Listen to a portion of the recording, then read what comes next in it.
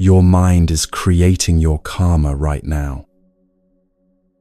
In this moment, with the quality of attention you are bringing to these words. This is what the Dhammapada, one of the most widely read Buddhist texts in the world, has always taught. Mind is the forerunner of all actions. Every deed is led by mind, created by mind. If one acts with a serene mind, happiness follows as a shadow that never departs. Karma is not a record of what you have done wrong. It is the living texture of what your mind is doing right now, the quality of intention moving beneath every act, every word, every moment of care or carelessness. 9 Buddhist stories will show you exactly how this works.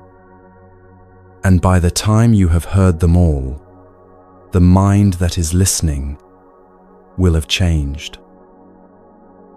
Where are you tonight? Whatever surface is holding you right now, let it hold you fully. These stories will do their work without effort from you. A dying man who discovers the only thing that follows him. A woman with 1 coin and 1 lamp, whose offering could not be extinguished. A child with both hands full of dirt, kneeling. A young monk in a flooded stream, holding a branch steady while ants cross to safety. Each one a record of an actual life in which the quality of mind behind a single act changed everything that followed. Each one is medicine for something you have been carrying.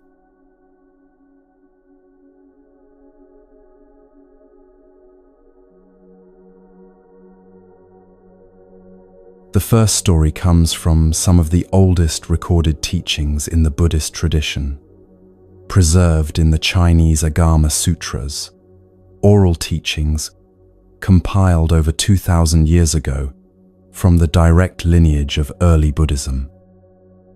It is the story of a man who spent an entire life investing in the wrong things, and who discovered this only when time had run out to do anything different. He has no name in the text. He is simply a man of considerable means, which is to say, a man who had arranged his life around the things that means can purchase, and who had been, by every visible measure, successful at the arrangement. His household was well ordered, his reputation solid, his daily comforts reliable in the way only long familiarity with wealth makes them. He had spent decades accumulating what a careful life accumulates: property, standing, relationships, both useful and genuine, pleasures, both refined and ordinary. In the eyes of his world, and for most of his years in his own, he had done well. He had 4 wives.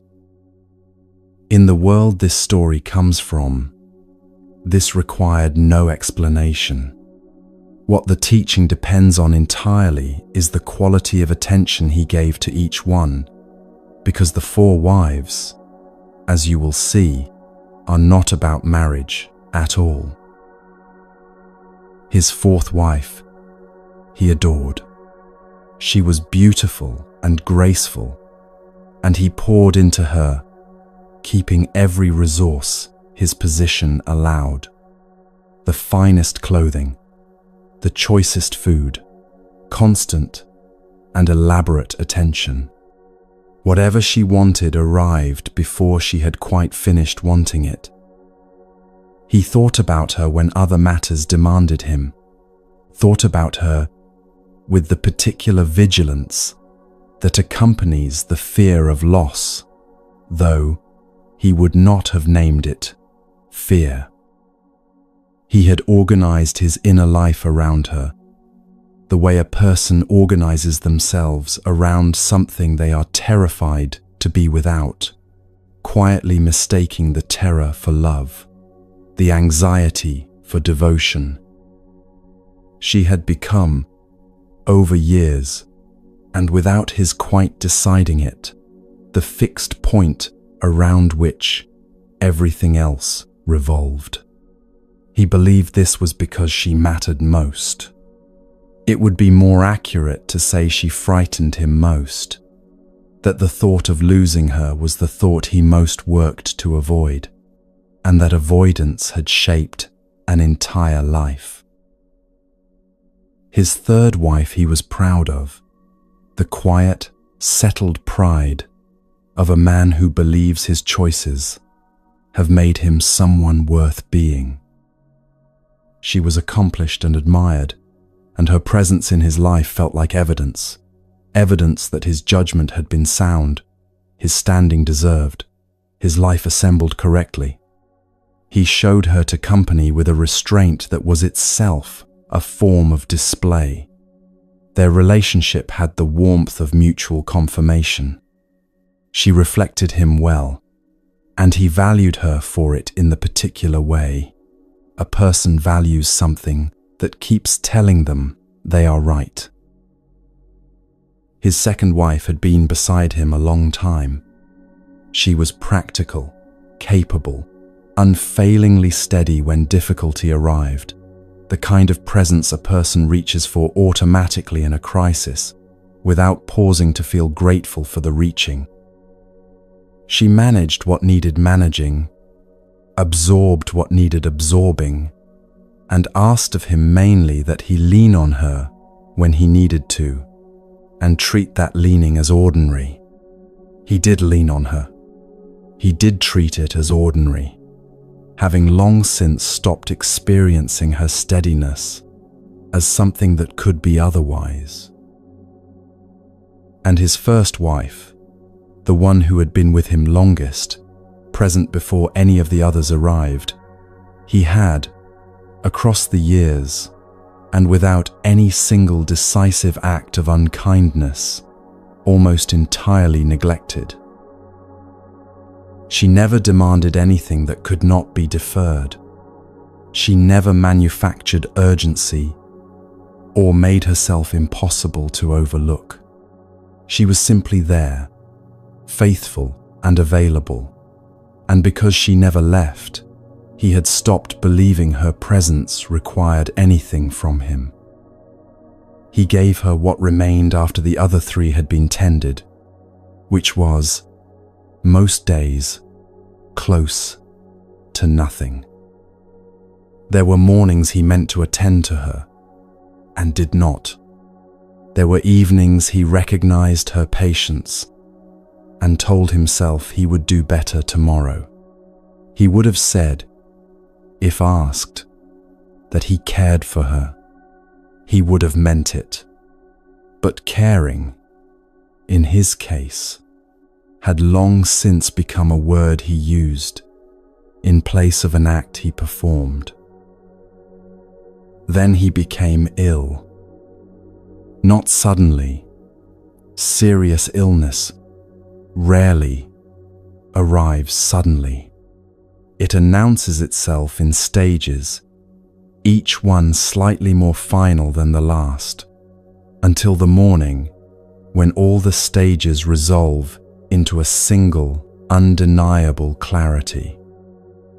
He lay in his bed and felt the solid architecture of his life beginning to shift under him. The property, the reputation, the carefully maintained comforts, he could feel, with a precision he had never permitted himself before, how little any of it had to do with him. It had always been arranged around him, like furniture in a room. But furniture is not the room, and lying still while the illness did what it would do, He was discovering that the room had always been emptier than he had believed. What frightened him most was not death itself. It was the prospect of facing it alone, of arriving at something enormous with no one beside him. He called for his fourth wife, the one he had given everything, organized everything around, spent a lifetime afraid of losing. He told her what the illness meant, and with the directness that terminal illness licenses, he asked her to go with him, to accompany him into whatever followed. She looked at him with genuine sorrow. The sorrow was real, and he could see it was real, and he received no comfort from seeing it. She could not follow him where he was going. She had her own life to return to. She was sorry. He waited for the weight of this to settle, and then called for his third wife. Surely the life they had built together, the life that had seemed so confirmed, so meaningful, so correctly assembled, had some gravity that extended past the edge of his own. She was kind, and she was honest. She would walk beside him to the funeral ground and make certain he was properly attended. But beyond that, into whatever waited after, she could not go. He called for his second wife. She came with tears already forming. She took his hand and held it, and the holding was genuine. She would do everything that could be done, every comfort, every practical kindness that remained available. But when it was finished, she would have to return. Her life was here. She could not go with him either. 3 refusals. 3 people who had been, by every measure, he used to build his existence, the most essential presences in it. And not one of them could follow him. The silence after the 3rd refusal is where the story pivots. In that silence, his first wife came to mind. Not with warmth. He did not know her well enough for warmth. He remembered her the way a person remembers a debt they have spent years not examining, with slow and uncomfortable recognition and something that might have been shame. He called for her with almost no expectation. She came quietly. She sat beside him, and when he asked, with the particular hesitation of a person who knows they are asking for something they have not earned, she did not pause. "I will go with you wherever you go. You have given me very little, but I have always been with you. That will not change now." The text does not describe what moved through him in that moment. It does not need to. There are things the silence holds better than words do. The teaching arrives plainly in the manner of these early Buddhist texts. The fourth wife, the one adored, the one given everything, is the body. We tend it, worry about it, organize enormous portions of a life around its comfort and appearance and health. When we die, it remains behind. This is not a failure of the body. It is simply its nature. The third wife is wealth, status, and achievement, every visible sign by which we judge a life well built. It accompanies us to the very edge of this life, no further. The second wife is everyone who loves us, family, friends, the whole community of relationship whose grief at our leaving will be entirely real. They will carry us as far as love can carry anyone. Their love has a boundary, and that boundary is the perimeter of their own living. The first wife is the quality of intention behind every act of the mind. Every moment of genuine patience chosen when impatience was easier. Every time honesty was chosen when convenience was available instead. Every small act of care given without audience, without calculation, without any expectation of being noticed or thanked. Every instant of real attention brought to what was actually present, a conversation, a difficult task, a moment of someone else's pain, rather than to wherever the restless mind would have preferred to go. This is what the Buddhist tradition means by karma. The Dhammapada states it as its very first teaching. Mind is the forerunner of all things. Karma is not punishment, not a ledger of wrongs compiled against us. It is intentional action, the quality of will moving beneath everything we do and say and choose, accumulating in the texture of the mind that generated it, slowly shaping what that mind becomes. The first wife follows because she has never been separate from the one she follows. She is the quality of the mind itself. She cannot be left behind any more than a river can be separated from its flowing. And here is the healing this story carries. He neglected her for years, decades, perhaps, in which the fourth wife received everything and the first received almost nothing. And yet when he finally called her, she came without reproach. No list of grievances, no requirement that he account for the years of neglect before she agreed to stay. Because genuine intention, once given, does not abandon. It does not dissolve when it goes unwitnessed.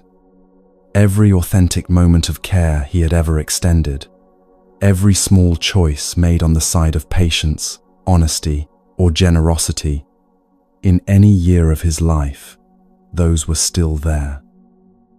They had been accumulating beneath the surface of his attention, quietly and continuously, the way roots grow in the dark beneath soil that looks bare from above. Nothing wholesome is lost. This is not a comfort invented to soften the teaching. It is what the tradition holds, clearly and without qualification. Intentional acts of genuine care do not disappear when no one witnesses them. They become part of what the mind is. They travel with it, and over time, they become what the mind offers, naturally, without effort, the way a tree that has been growing toward light for years eventually becomes the thing that provides shade.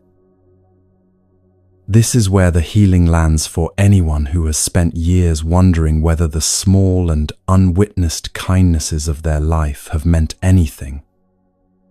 Whether the patience extended on a difficult day, the care offered when no one was watching, the choice made quietly for honesty when dishonesty was available, whether any of it has accumulated into something real. The first wife's answer is this: yes, all of it, every single moment.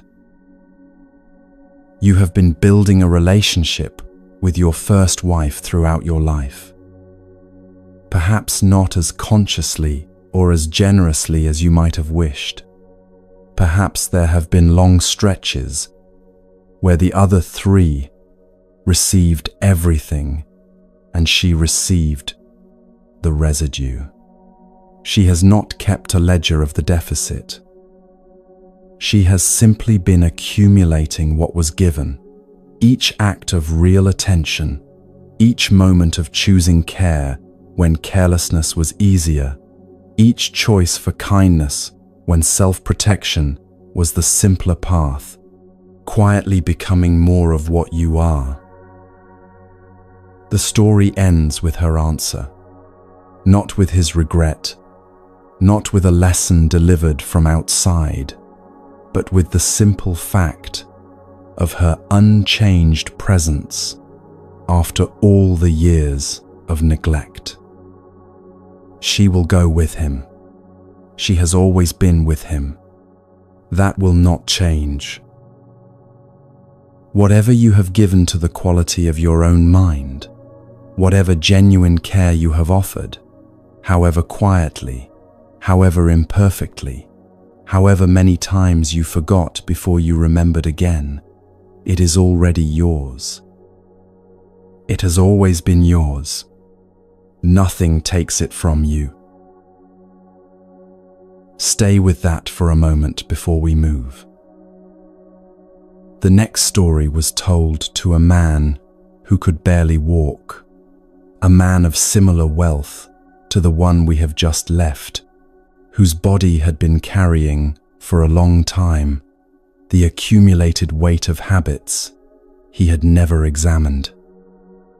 The Buddha sat with him, identified 5 specific causes, and offered a prescription so unglamorous and so precise that it is easy to underestimate how completely it changed things. What happened to that man afterward holds something particular for anyone who has spent years in patterns they recognize are not serving them, and who wonders, with a specific and quiet urgency, whether anything can still be genuinely different.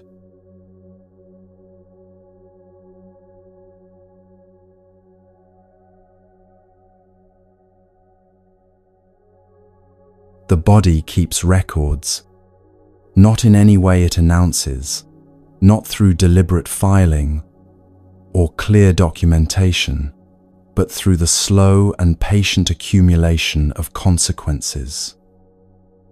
Every repeated choice leaves a physical trace. Every sustained habit of mind eventually becomes legible in the body that has been carrying it, quietly registering everything across months and years until the record grows impossible to overlook. The body is the autobiography of what the mind has been doing. It writes honestly, without flattery, and it continues writing until the day when someone finally reads what it has been saying all along. This is the frame in which the next story lives. It comes from the Anguttara Nikaya, one of the 5 major collections of the Pali Canon, in which thousands of the Buddha's discourses are organized by number, each sutta grouped according to how many items its central teaching contains. One of the oldest compiled records of Buddhist teaching we possess, and it records this particular encounter with the plainness of someone transcribing what actually happened rather than constructing what should have. The man was wealthy. He had been wealthy long enough that comfort had ceased to feel like a choice and had become simply the unremarkable texture of each day.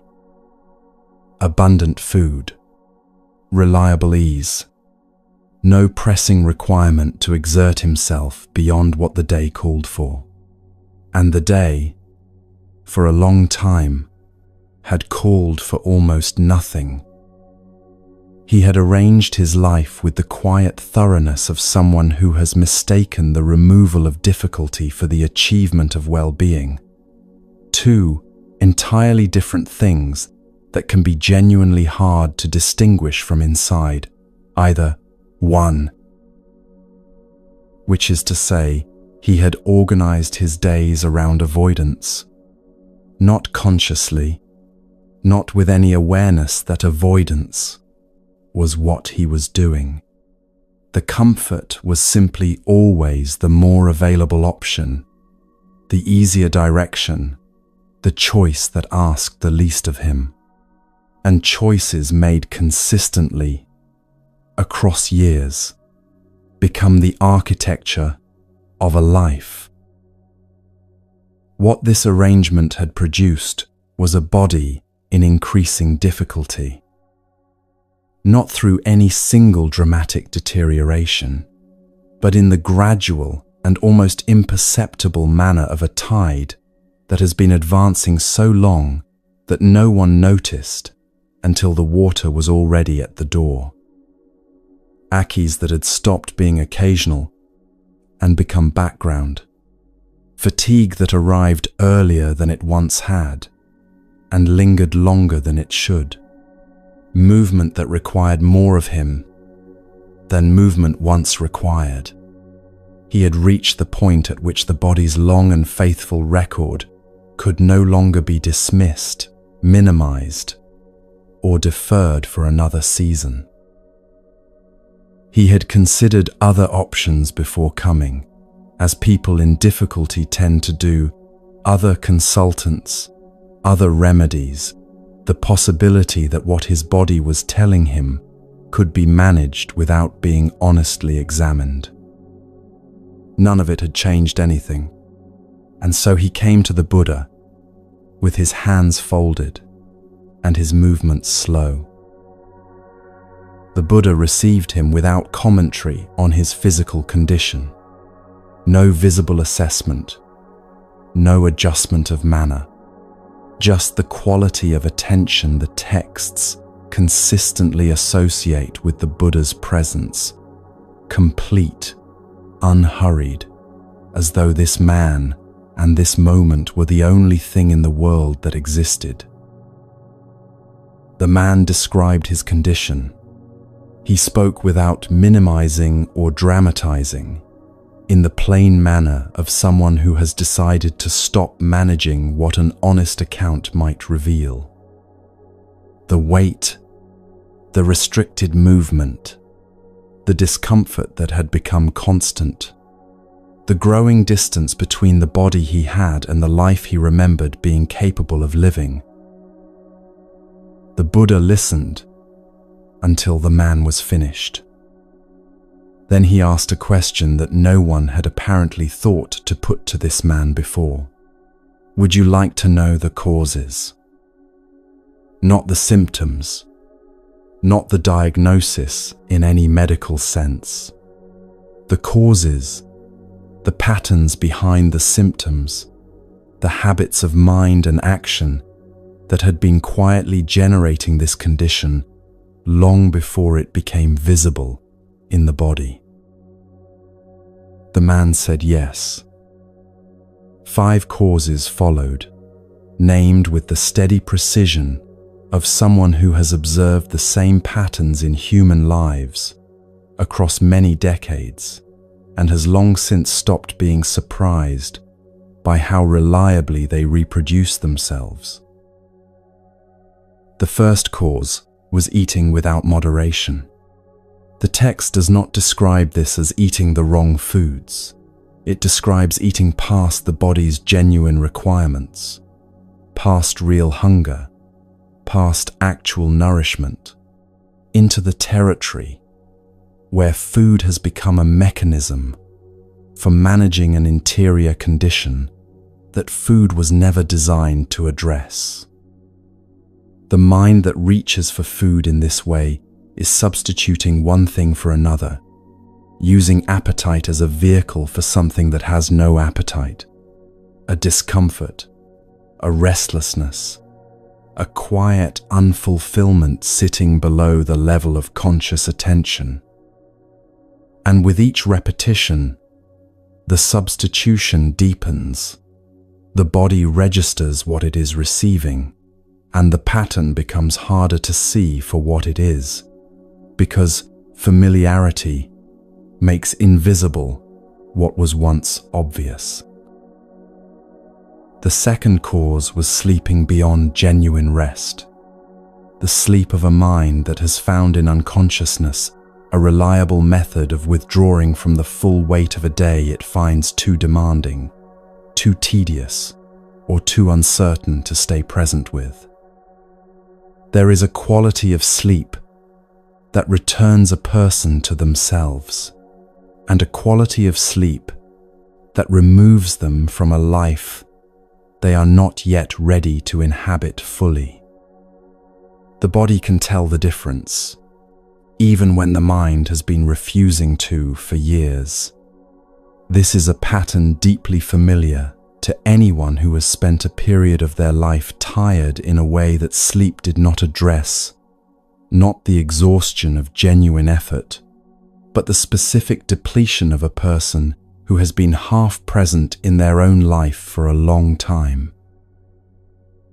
The third cause was organizing the day around pleasure as its central purpose.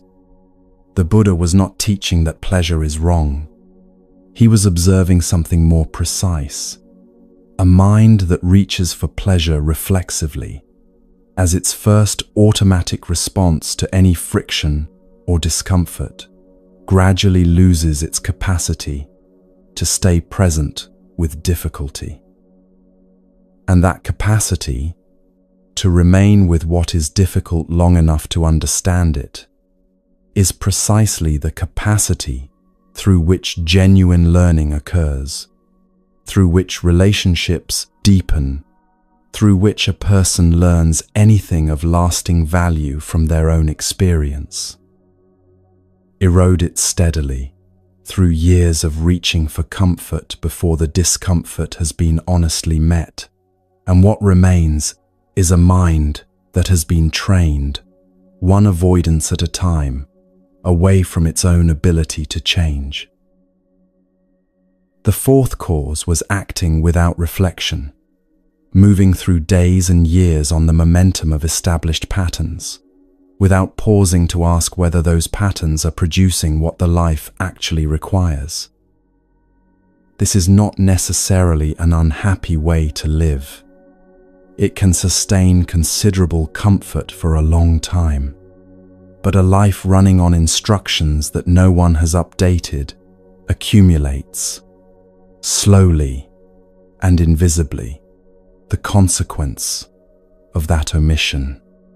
The gap between what the habits produce and what the life genuinely needs keeps widening, and the body, which has been recording everything faithfully, eventually speaks loudly enough to require a response. The fifth cause was the absence of any regular activity in genuine service of others. Not the absence of busyness. The man was occupied with his own affairs. The specific absence the Buddha identified was this: no sustained act whose primary purpose was the benefit of anyone other than himself. A life arranged entirely around its own maintenance, and comfort develops, over time, a particular interior quality, a slow contraction, a narrowing of the world the mind can inhabit, as it grows increasingly occupied with its own contents and less responsive to what lives outside them. 5 causes, 5 patterns of mind expressed in the body's condition. The distinction the Buddha drew by naming causes rather than issuing a verdict is one of the most quietly significant things in this story. He did not say, "You have lived poorly, and this is what poor living produces." He named patterns, patterns that are specific, patterns that can be addressed. The difference between being told you have a flawed character and being shown 5 workable causes is the entire distance between helplessness and genuine possibility. The Buddhist tradition returns to this distinction again and again. Suffering arises from causes and conditions, which means it can be changed. That is the most compassionate thing it is possible to say to a person in difficulty. Not that they are broken, that something is causing this, and causes can be worked with. The man received this without argument, perhaps because the precision of what he heard left no foothold for defense. Perhaps because being seen clearly, without judgment, produces a particular interior effect, a relaxation of the habitual effort to protect the story one has been telling about oneself. He sat with the 5 causes the way a person sits with something they have, in some quiet part of themselves, always known. The prescription asked nothing heroic. Eat to genuine satisfaction and stop there. Find some regular form of contribution to others, not grand, not witnessed, simply present and consistent. Pause before acting, often enough that the pausing becomes reflex. Walk. Small redirections, each one modest enough to actually sustain, together sufficient to begin shifting what the body had been asked to carry. He left. Time passed. There is always something important in the passage of time in these stories, not as dramatic device, but as honest acknowledgement that genuine change requires the space of real days. It cannot be compressed or rushed. It requires being lived. And then the man returned. He moved with an ease that had not been visible in him before.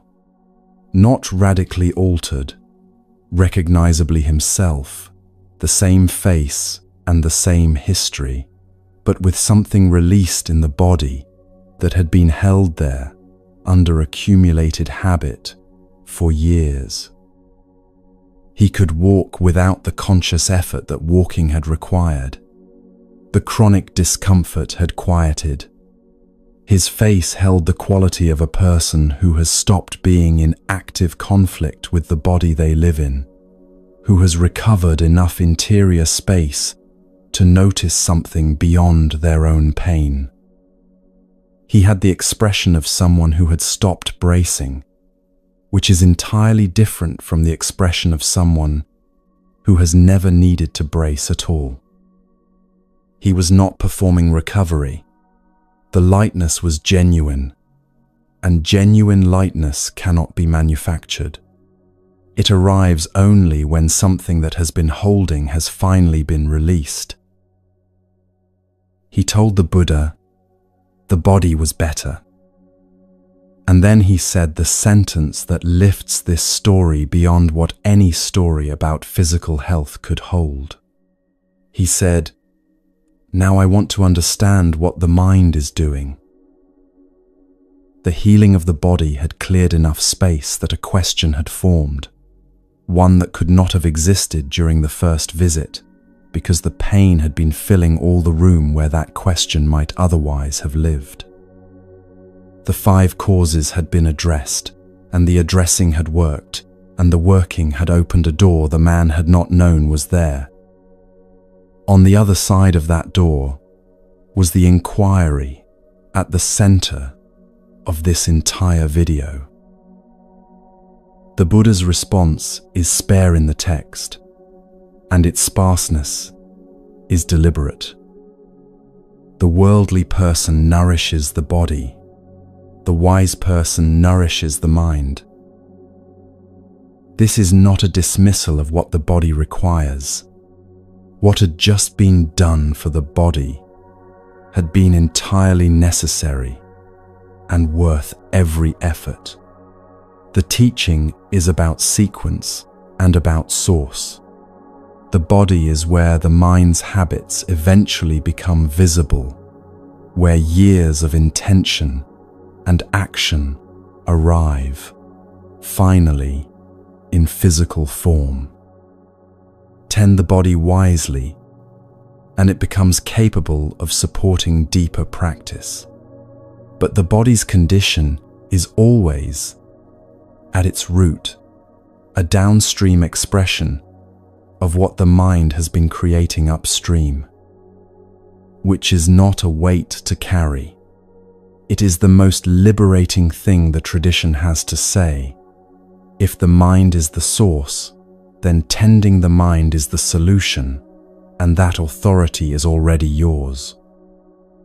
Your mind creates your karma, and this includes, specifically and practically, the karma of the body you are living in right now.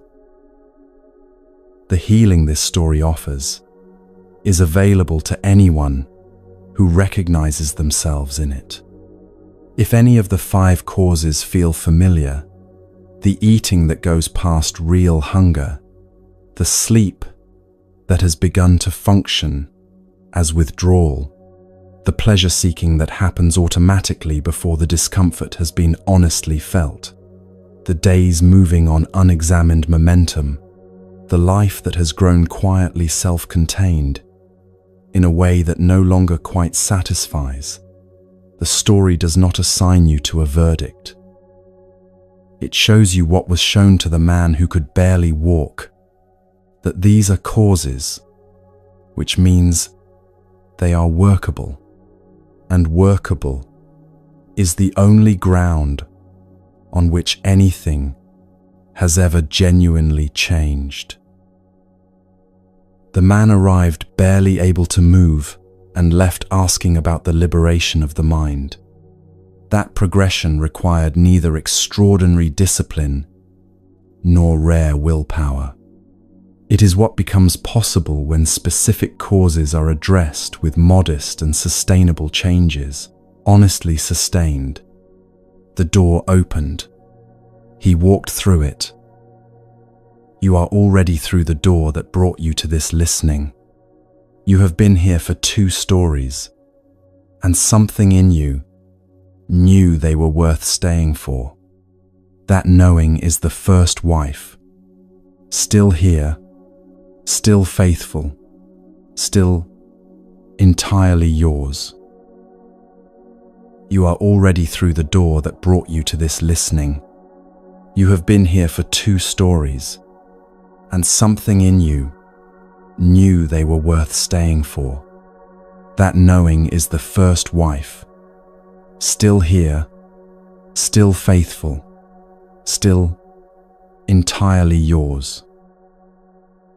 The 3rd story arrives from the Pali Canon, and it asks a question about perception, about what we are certain we understand, and what that certainty might be quietly costing us.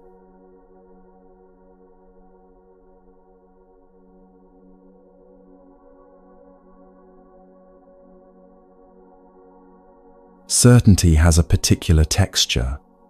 It settles into the body the way familiar furniture settles into a room, so reliably present that you stop noticing it is there, and begin, without deciding to, treating it as part of the permanent structure, rather than as something that arrived at a specific point and has simply been allowed to stay.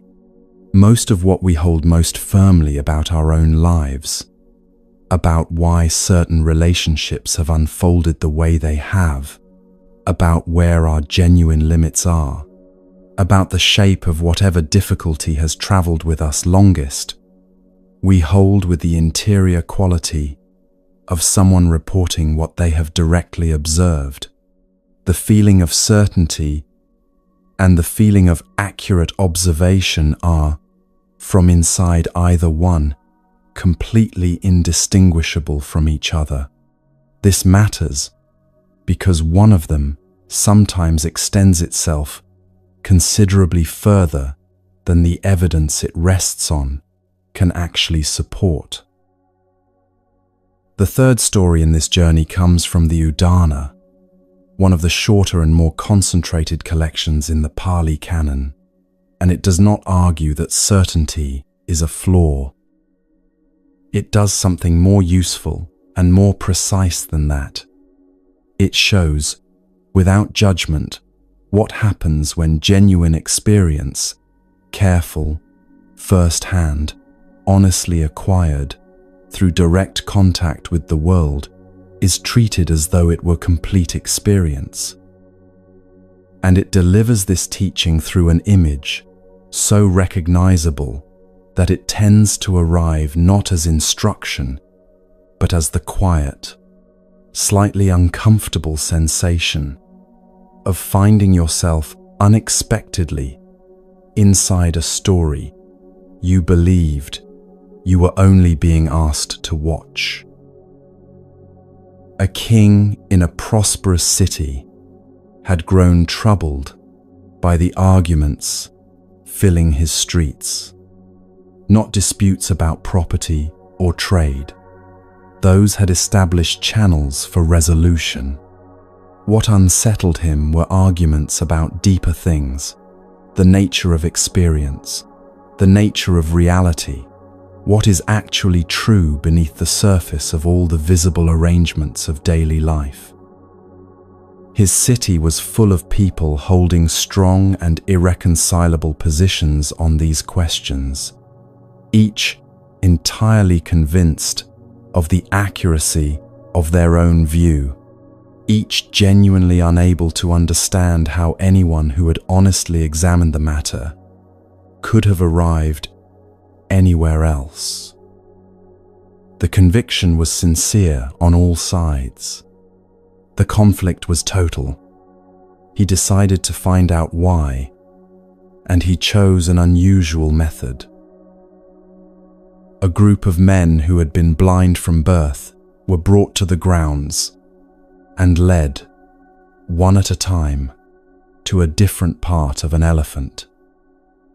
None had encountered this animal before.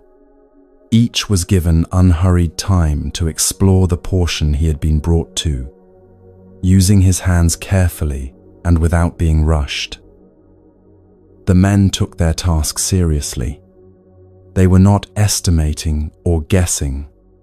They were investigating with the deliberate care of people who understand that the reliability of what they report depends entirely on the quality of attention they bring to the examination.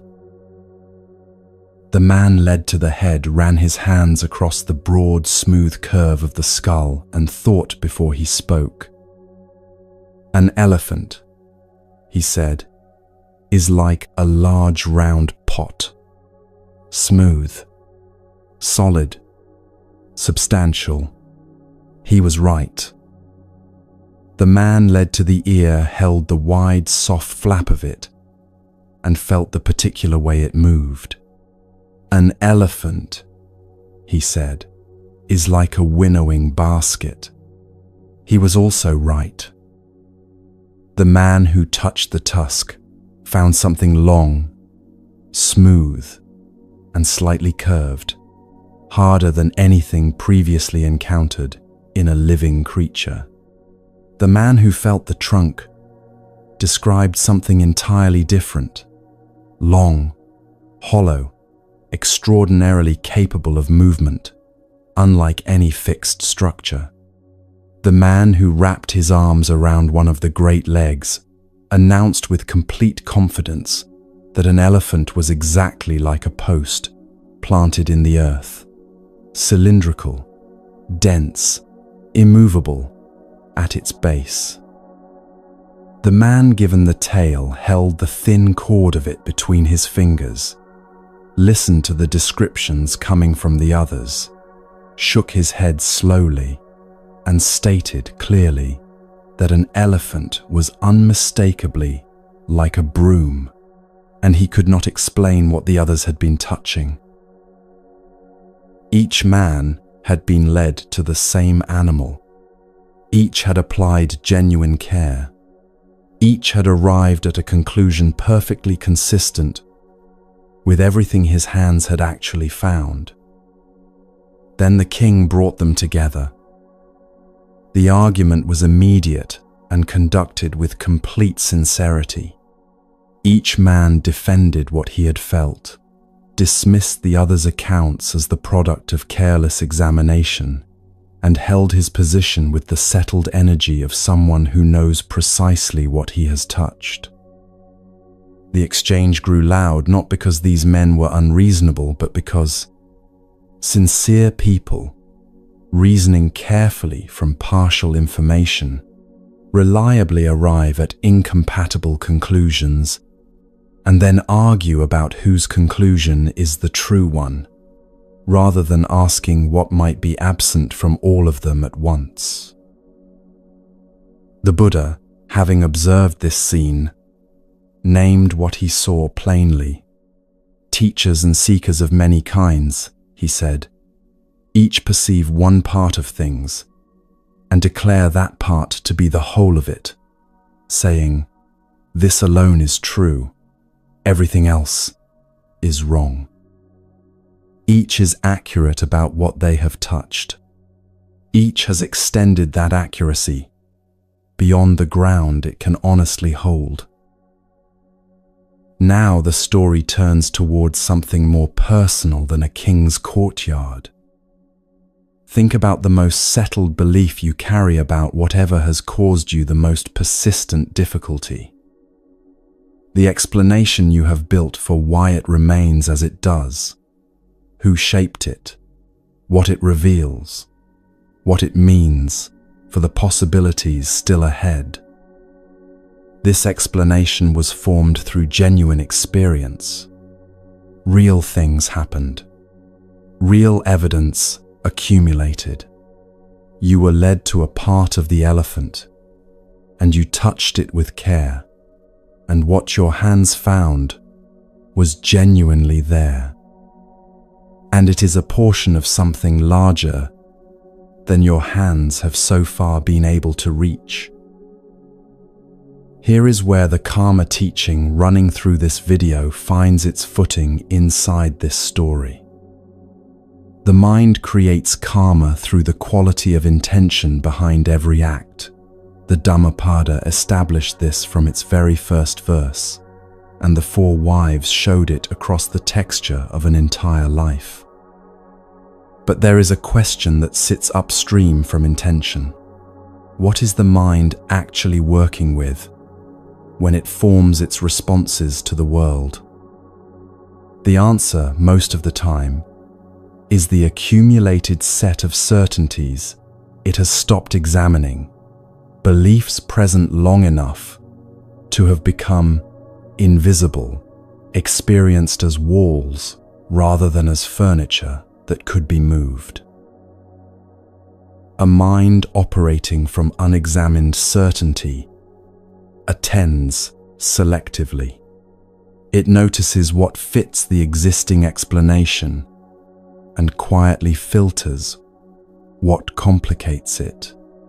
It responds not to what is actually present in this specific moment, but to the well-worn expectation of what this kind of situation has always seemed to mean. The actions arising from that filtered perception generate consequences consistent with the original certainty, sealing a loop that can sustain itself across months and years with almost no genuine contact with the reality it believes it is accurately tracking. This is one of the quieter ways the mind shapes its own experience without noticing it is doing so, and it is entirely reversible. The healing this story carries is the specific relief of a long-held certainty being gently loosened. Loosened, not overturned.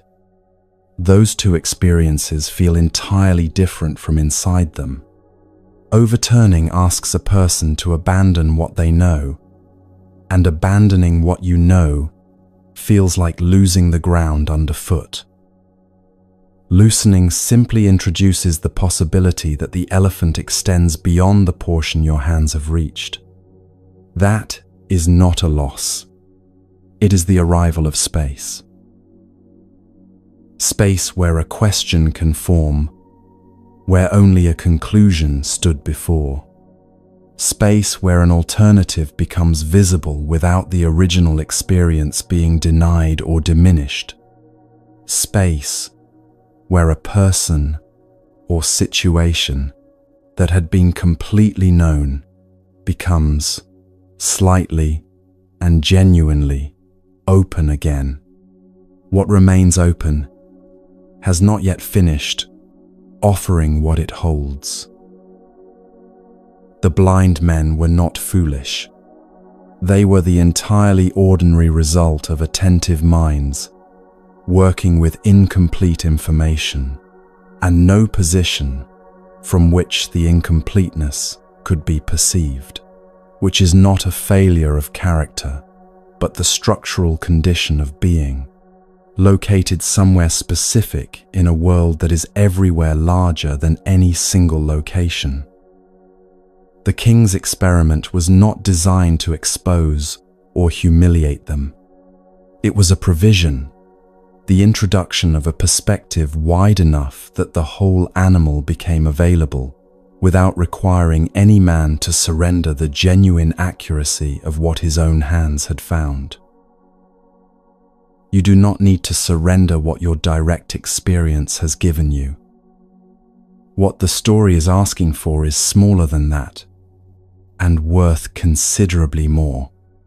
It is asking for the willingness to hold your experience the way a careful navigator holds a chart of waters they know well, accurate within its documented range, genuinely reliable within those limits, and representing only a portion of a sea that extends past the chart's edges in every direction. The chart is real. The waters are larger. Holding both of these things simultaneously, without requiring them to resolve into a single consistent picture, is not confusion. It is the quality of attention that makes honest navigation possible. What shifts practically in the karma of ordinary moments when this willingness arrives? The quality of attention changes. A mind holding its certainties with some flexibility notices what a defended mind filters out. It responds to what is actually present, rather than to the anticipated repetition of what has always seemed to be present. The intention beneath its actions moves from defended to genuinely curious, and curious intention generates different consequences than defended intention does, quietly, across ordinary days, in the texture of interactions that seem unremarkable while they are happening and reveal their weight only afterward. The conversation that always went one way discovers it can go another, not because anyone performed a dramatic transformation, but because one person brought to it a quality of genuine openness that made room for something new to occur. The willingness itself arrives as relaxation rather than effort. It is the settling that occurs when a person realizes they have been maintaining something without quite knowing they were doing it, and then stops. The blind men in their argument were working hard, defending positions, resisting challenges, sustaining the constant pressure that certainty demands when it meets equally certain opposition from every direction. The king's wider view did not ask them to argue with greater skill. It asked them to be still and look at what had been standing in front of all of them the entire time. 3 stories now, and a pattern between them is becoming clear. The man with 4 wives discovered that only the quality of his intention would follow him beyond everything he had accumulated. The man who could not move found specific, workable causes upstream in the habits of his mind. And the blind men discovered that the confidence of their perception had been quietly determining the boundaries of the world available to them. Each story is a different entrance to the same understanding.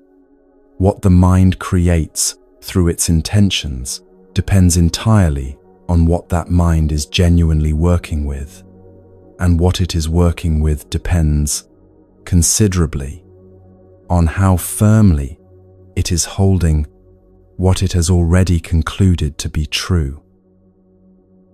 What the 4th story shows is what becomes possible the moment that holding softens, caught entirely off guard by something it could not have anticipated. A monk has rowed himself to the center of a lake, seeking the stillness that only distance from distraction allows. He finds it. He descends into a quality of interior quiet that is rare and genuinely hard-won. And then, without warning, something strikes his boat. The response that rises in him is immediate, complete, and absolutely certain of its own justification. He is about to open his eyes and discover exactly where that certainty was living before the collision gave it somewhere to go.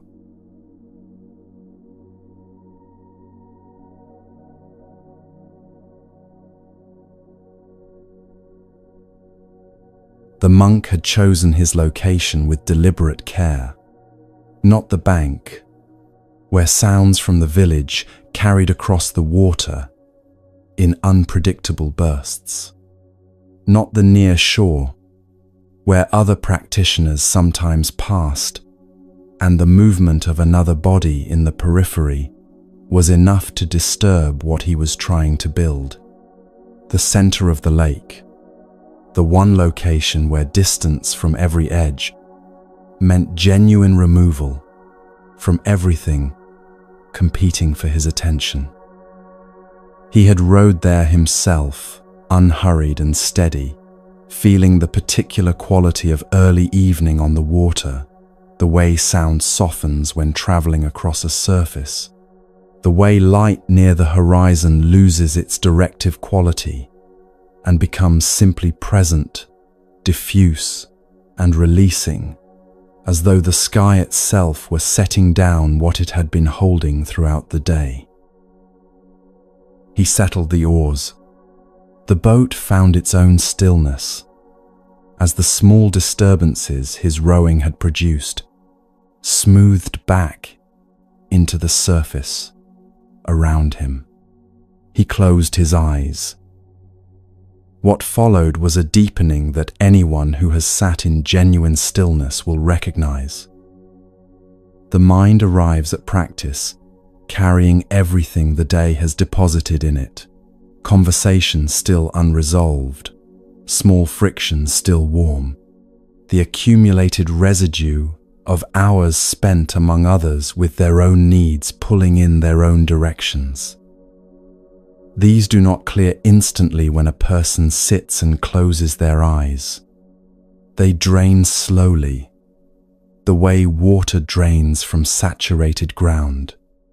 He waited without trying to accelerate the clearing, without monitoring its progress, without measuring the quality of his waiting against some ideal of how waiting should proceed. He let the day continue draining out of him, and the quality that eventually filled the space was not something he had manufactured through technique or will. It arrived the way genuine quiet always arrives, through the cessation of effort, in the space that opens when a person stops working to produce what only patience can provide.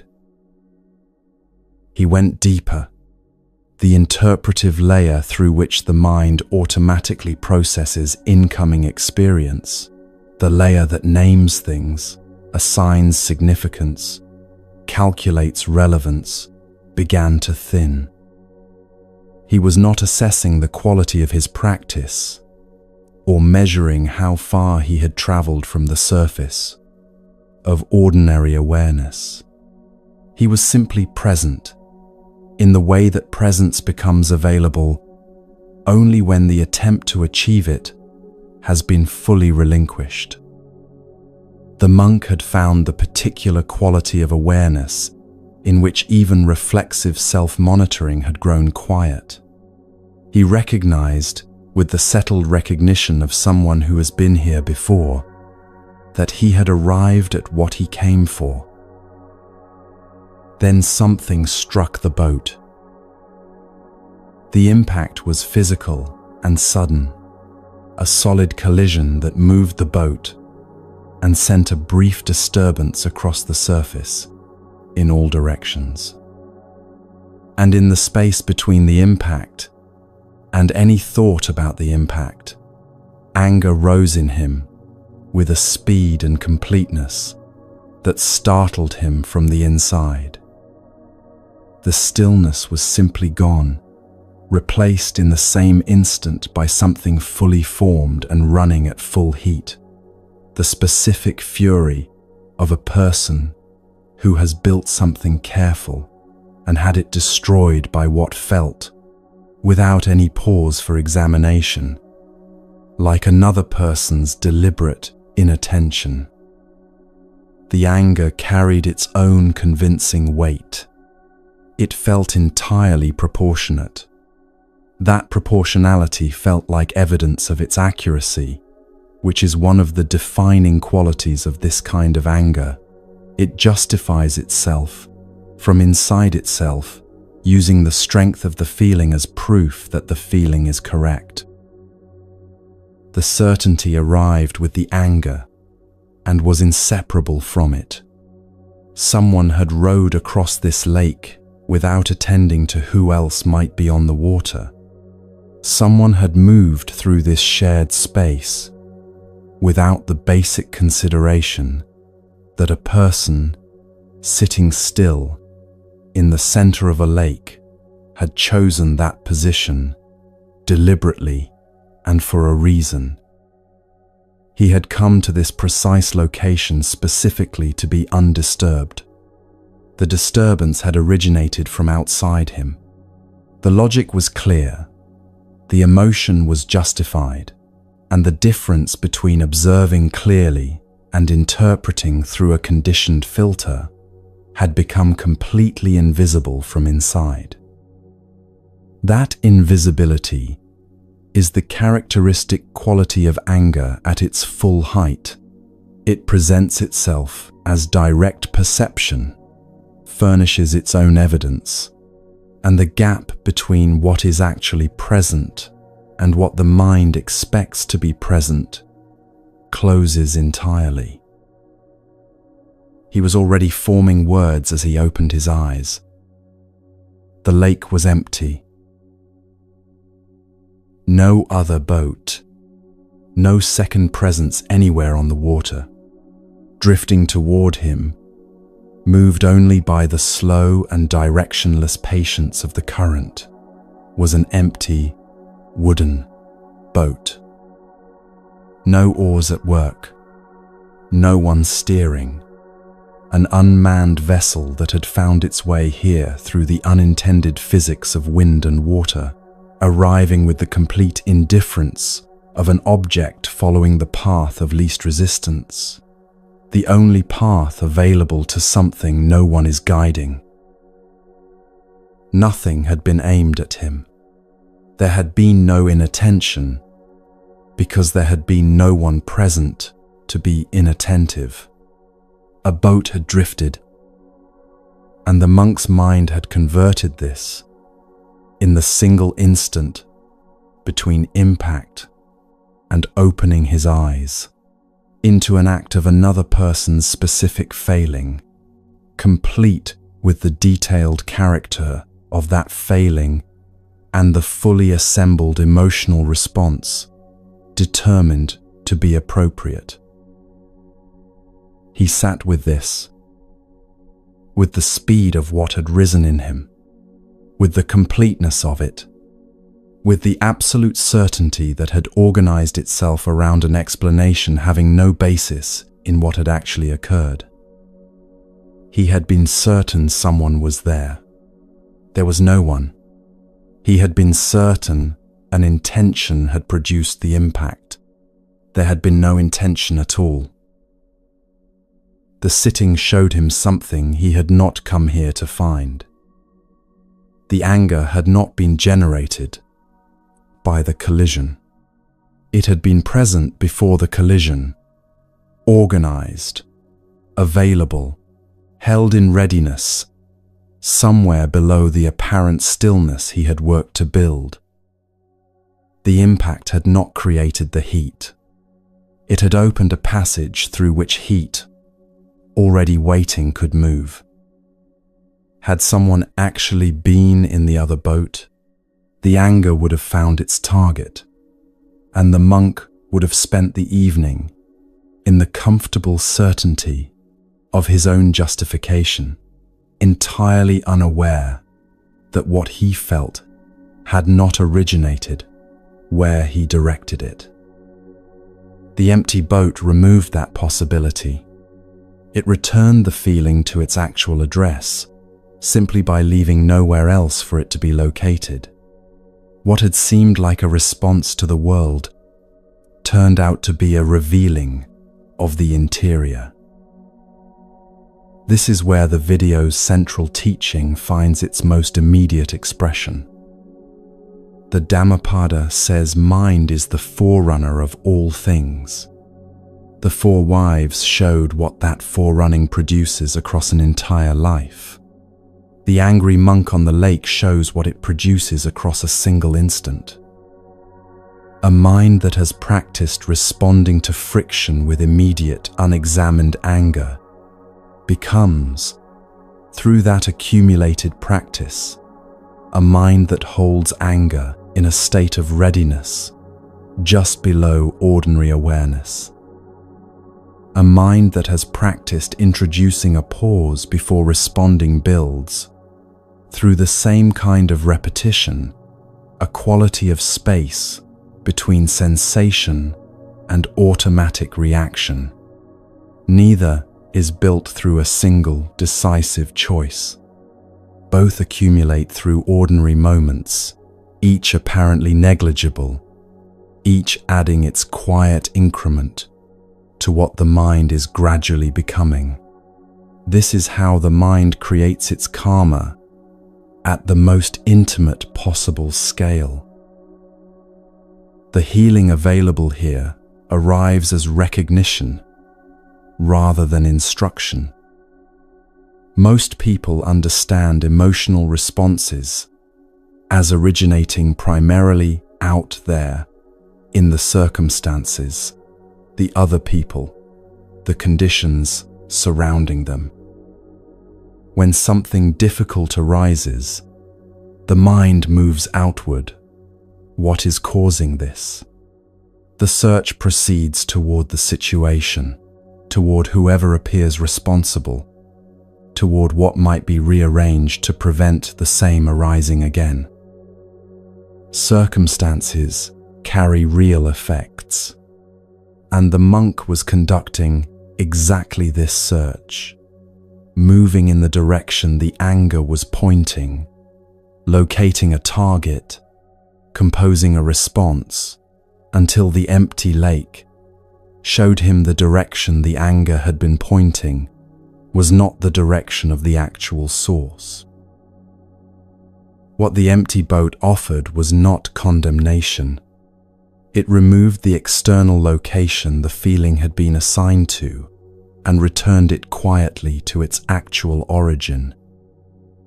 The anger was his, the product of a mind shaped by its own history of responses, the collision simply revealing what that history had deposited below the surface, the way an unexpected shift in the tide reveals what the ordinary water level has been quietly keeping out of view.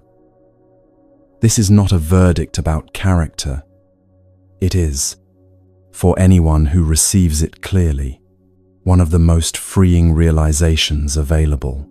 What arises from conditions within the mind can be changed by tending those conditions. The monk stayed with the question, rather than resolving it quickly into an explanation that would restore his comfort. He sat with genuine uncertainty, which is difficult for a mind accustomed to closing open questions efficiently. He stayed, not because he knew what the staying would produce, because the staying was the honest response to what the empty boat had shown him.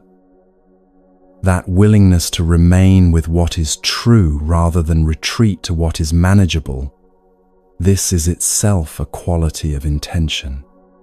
The first wife, receiving something. What changes when this understanding settles in is subtle in appearance and significant in effect. The anger does not stop arising. What changes is what the mind does the moment anger arises. A small space begins to develop between the sensation and the automatic movement toward the nearest external explanation. Not large, not always reliable, but real. Inside that space lives the possibility of a chosen response. A chosen response generates different karma than an automatic one, even when the two look identical from outside.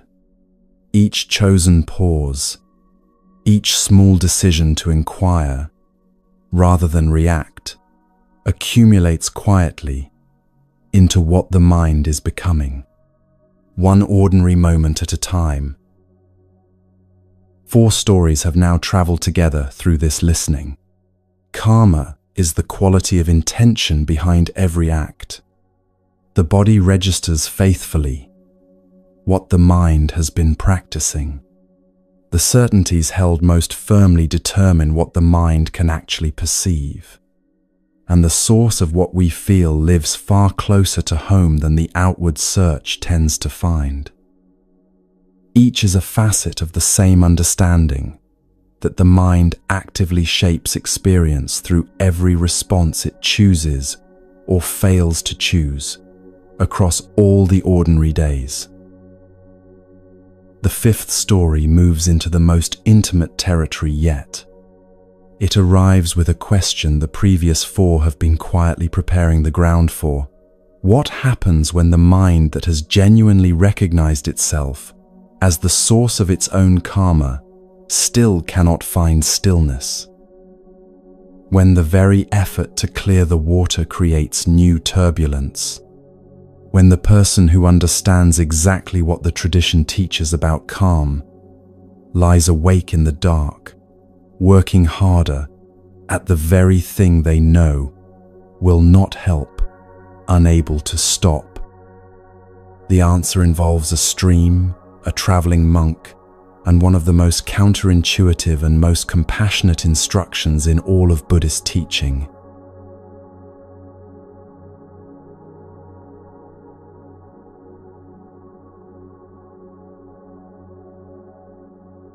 Go back to the stream. That was the complete instruction. No clarification of what going back would accomplish. No description of what Ananda would find there. No suggestion that conditions had changed since his first visit 20 minutes earlier. Just the direction to return, to walk back along the road they had already covered, in the full weight of summer heat, toward water he already knew was undrinkable. Ananda had already been to the stream once that afternoon. He had found it in a condition that made his bowl immediately useless, thick with the disturbance left by a procession of ox carts that had recently crossed, the heavy wheels churning through the bed, until silt and clay rose through the entire water column, turning what had been a clear and reliable current into something the color of old clay. He had assessed the situation with the practical intelligence that characterized his service, identified an obvious alternative. A clean river lay a reasonable distance ahead along their route, and returned to report his findings. He had expected what any sensible response to sensible reporting would look like: a small redirection, a different plan, a reasonable decision made from available information.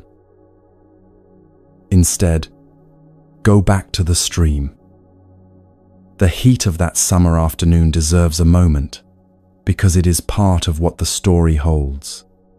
It had been building for days rather than arriving fresh each morning, the kind of accumulated heat that presses down on a traveler and makes each mile cost more than the last. That turns the body's resources into a running negotiation between what the journey requires and what the body has left to give. The Buddha had aged, and the texts record his fatigue plainly, with the spare honesty that characterizes these early accounts. He was tired, he was thirsty, he needed water. None of that made the instruction to return to an unusable stream any less puzzling. Nothing about the practical situation had changed since Ananda's first visit. The stream was muddy, the bowl was empty, the river ahead was clean. The logic of the moment pointed entirely in one direction, and the instruction pointed in the other. Ananda went. He was a person of faithful service and genuine intelligence, and he had been close to this teaching long enough to understand that an instruction which appears to contradict practical logic may be doing something that practical logic alone is not equipped to perceive. He did not require an explanation before complying. He returned along the road they had come, bowl in hand, moving back toward a stream he already knew would require nothing from the bowl he was carrying, at least not yet, and not in any way he understood. The willingness to return toward what is not yet usable, simply because someone whose understanding you trust has said to go back, this is worth pausing on before the story continues. It is a specific quality of trust, the kind that exists only where earned understanding already lives. That quality of trust is itself a form of intention. The first wife, walking beside him on a summer road. He found the stream exactly as he had left it, brown and moving, carrying its suspended cargo of silt in the indifferent way of water that is simply being water, unconcerned with any use anyone had planned for it. He set the bowl beside him and sat down at the bank. The instruction, received in its entirety, was this: sit at the bank, observe, and do not interfere. Do not enter the water. Do not attempt to assist the clearing. Do not apply any method, technique, or practical capability to this situation. Sit. Observe. Wait. For a person of Ananda's practical capability, this was perhaps the most demanding possible instruction. Capable people in the presence of a solvable problem feel the pull towards solution with a particular force. The stream was carrying silt. Ananda understood how streams work. He was sitting at the bank of a situation his competence was fully prepared to address, watching a problem he could probably help with, and the instruction was to help with nothing at all. This is where faithful intelligence most often generates its own difficulty, the gap between what the hands are capable of doing and the instruction to keep them still. He sat, he watched, he waited. The stream moved past him without hurrying, brown and continuous and unconcerned. The ox carts, whose crossing had caused this disturbance, were long gone, had moved past before Ananda arrived the first time. The event that had raised all this silt was already finished. What remained was the aftermath, the accumulated suspension of everything that crossing had displaced, still traveling through the water column, still rendering the stream temporarily unfit for the purpose Ananda needed it to serve. The cause was past. Only the consequence was still moving. This matters enormously to what the story has to teach. The disturbance was not ongoing. Nothing was continuing to add to it. The silt already in suspension would eventually descend to the streambed on its own. This is what silt does when the force that lifted it has spent itself and the water is allowed to continue without new interference. The stream was not broken. It was not compromised in any permanent way. It was doing exactly what a stream does after a disturbance, moving through the aftermath of something that had already passed, carrying the suspended material downstream, gradually releasing it back to the bed, returning to clarity through the ordinary functioning of its own nature. All this required was time and the absence of new disturbance during that time. Nothing else. Nothing more sophisticated than that. Ananda watched the clearing begin. It did not start from the center outward, where the current runs strongest. It started from the edges, where the water moves with less force, where the particles suspended in it are subject to less of what keeps them aloft, where the descent to the bed requires the least from the water's own momentum. The periphery of the stream began to clear first, a band of cleaner water at either bank that widened gradually toward the middle as the process worked inward. He watched this happen without moving toward the stream as it progressed, without leaning forward in preparation to act. The moment acting became possible, he stayed with the process, at the pace the process itself was keeping, and the watching became a particular kind of practice, one he had not been told he was practicing. There is a quality of attention that becomes available when a person genuinely releases the drive to intervene. It differs from the attention of someone waiting for the moment when action becomes appropriate. That attention is already partly elsewhere, already organizing the response that will be delivered when the signal arrives.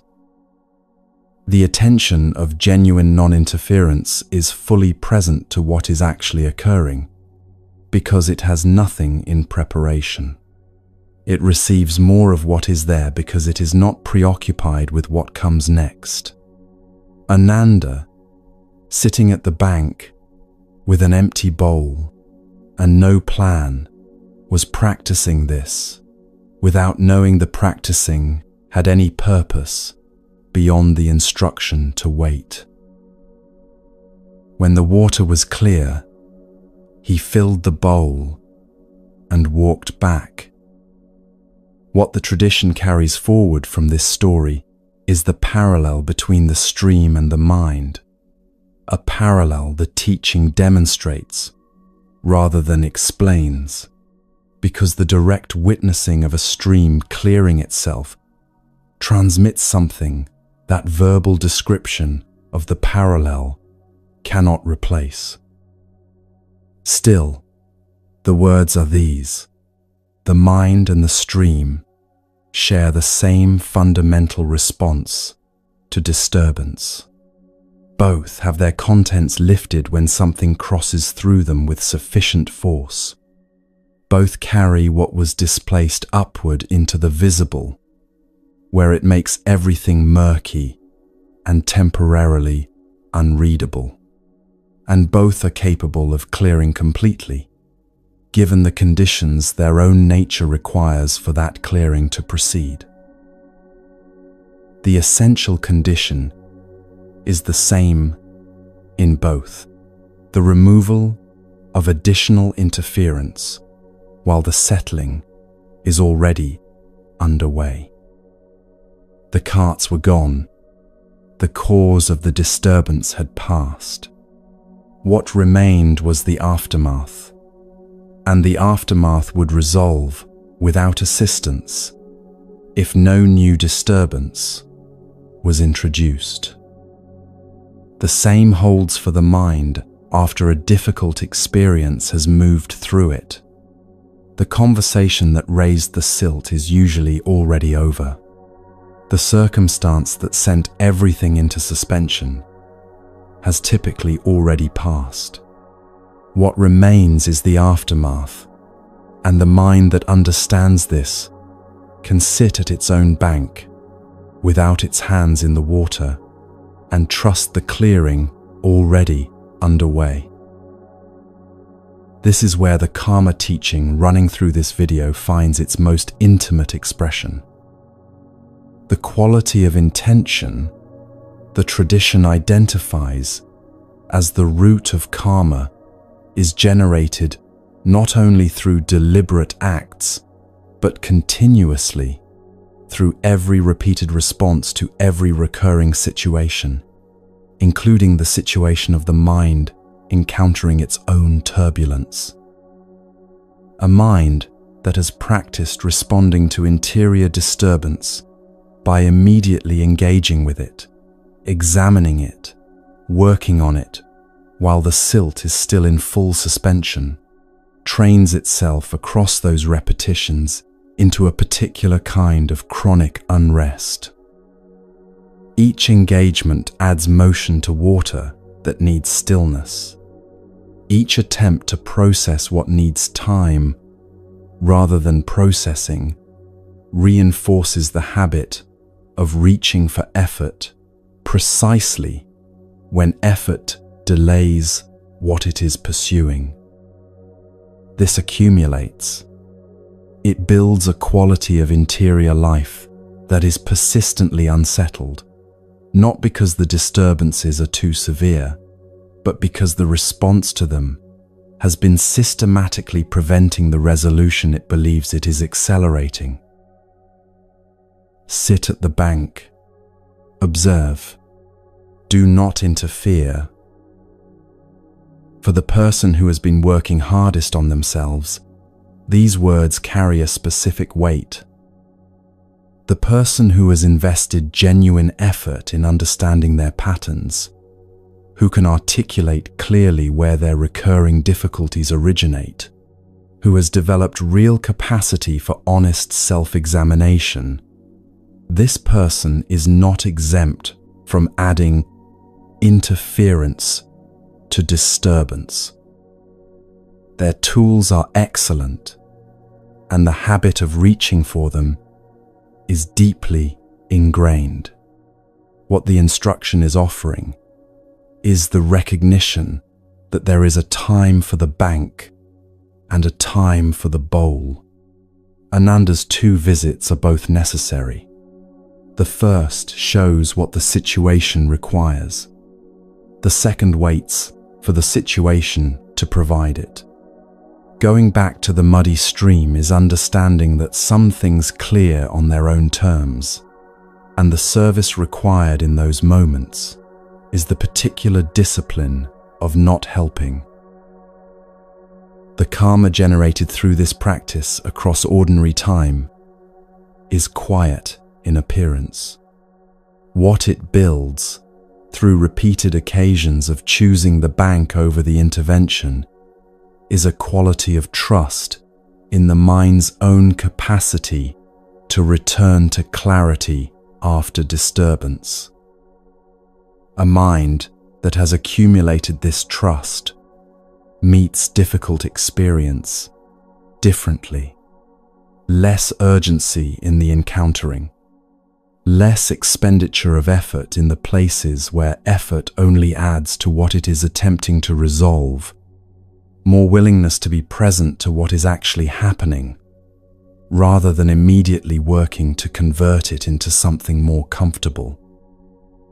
This is what the first wife receives from the practice of sitting at the bank, the steady accumulation of a mind that has learned, across many disturbed streams and many patient sittings, that it already contains what it has been looking for. Ananda returned with the bowl full. The Buddha drank. Nothing of what passed between them afterward is recorded in the text, and the absence is deliberate.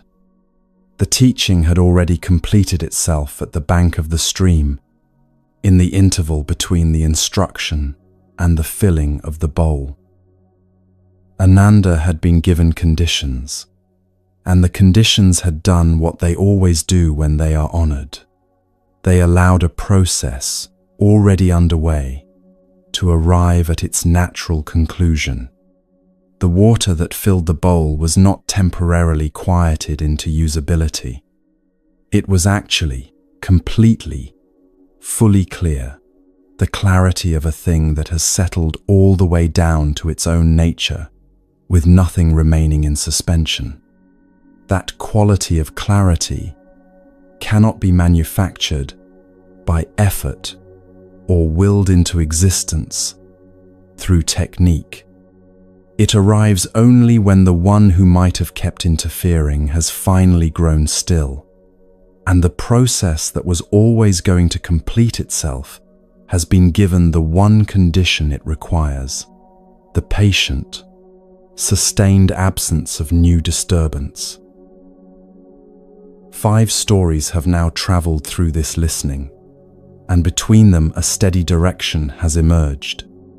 What follows us beyond everything we accumulate in a life, what the body faithfully registers when the mind's habitual patterns go unexamined, what the certainties held most firmly cost the mind that has stopped questioning them, where the actual source of what we feel lives, and what the mind that has recognized itself as the shaper of its own experience needs when it has temporarily exceeded its own capacity. Each story, a different entrance into the same understanding, arriving at a slightly deeper level each time. Your mind creates your karma through every deliberate choice, every habitual response, every moment of genuine patience, and every hour of real stillness offered to a disturbed interior that already knows the way back to clear. The 6th story now. It comes from the oldest collections of the Buddhist canon, and it asks what the most powerful quality of intention actually looks like when it arrives fully in a human life. The answer is not what anyone accustomed to measuring power by visible dimensions would expect. It comes through a woman who owned almost nothing, who spent an entire day acquiring the means for a single small lamp, who lit that lamp with her whole heart, spoke a prayer that asked nothing for herself, and went home, and whose flame, the following morning, neither wind nor the hands of the greatest teacher in the community could put out.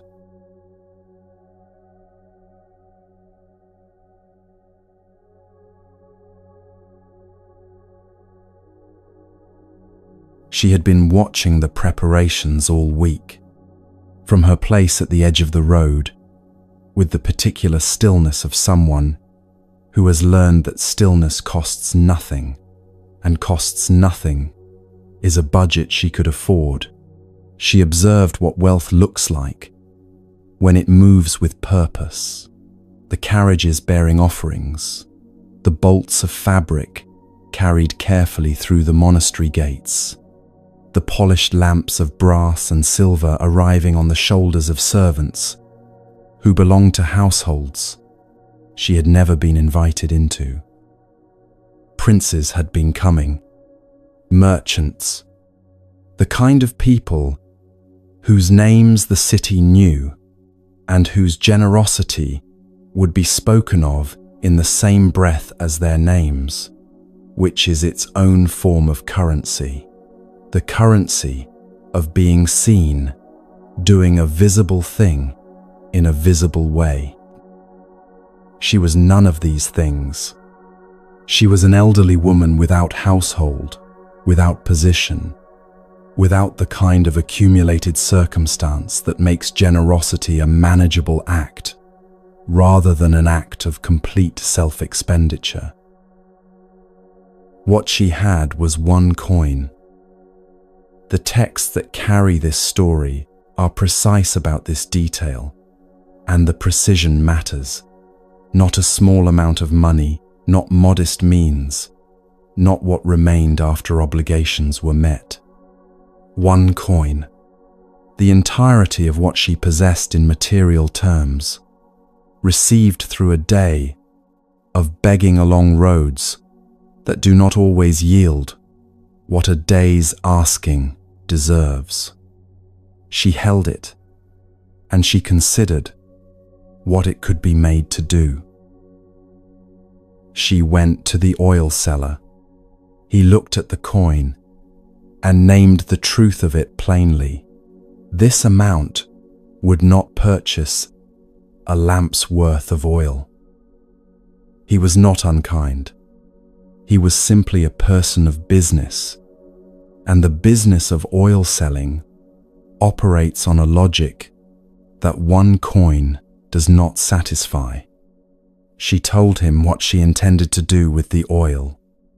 She did not make a case for herself or argue the quality of her intention as a reason he should accommodate her. She simply told him she wanted to light a lamp for the Buddha, and she had one coin, and she wanted to use it for that purpose, and she was telling him this because he had asked her why she wanted so little. The oil seller gave her enough oil for a lamp. Something in how she told him had communicated something that the coin alone had not. The quality of intention, even before it has produced its act, reaches beyond the act it is preparing. It moves in the space between people before anything visible has yet occurred, in the way that warmth from a fire reaches across a room before anyone has moved toward the flame. He gave her the oil, and she thanked him, and she went to the monastery with one small lamp worth of oil in a vessel she was carrying, with the careful attention that you give to something when it is the only thing you have. The lamps were everywhere that night. The monastery grounds held the combined light of the most elaborate offerings the city's wealthiest households had been able to provide. Lamps of polished metal, burning refined oil, attended by servants, whose job was to maintain their burning through the night, sustained by resources that made the sustaining effortless. She found a place among them for her lamp and lit it. Then she made her dedication. The prayer she offered is recorded in the source texts, and it is worth receiving in full because its content is the teaching the story has been building toward. She asked that, in offering this lamp, she might be blessed with the lamp of wisdom, that through this lamp she might help liberate all beings from their darkness, that she might purify whatever obscures clear seeing in herself and in others, that she might be a light for those who have not yet found their way. She asked nothing for herself in any ordinary sense, no improvement in material circumstances, no personal advancement, no recognition, no return on what she had spent.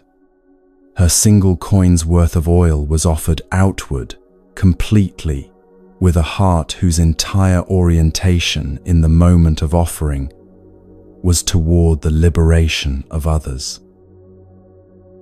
She went home. She did not stay to watch. She had offered what she came to offer, said what she came to say, and the rest was no longer hers to manage. Night passed.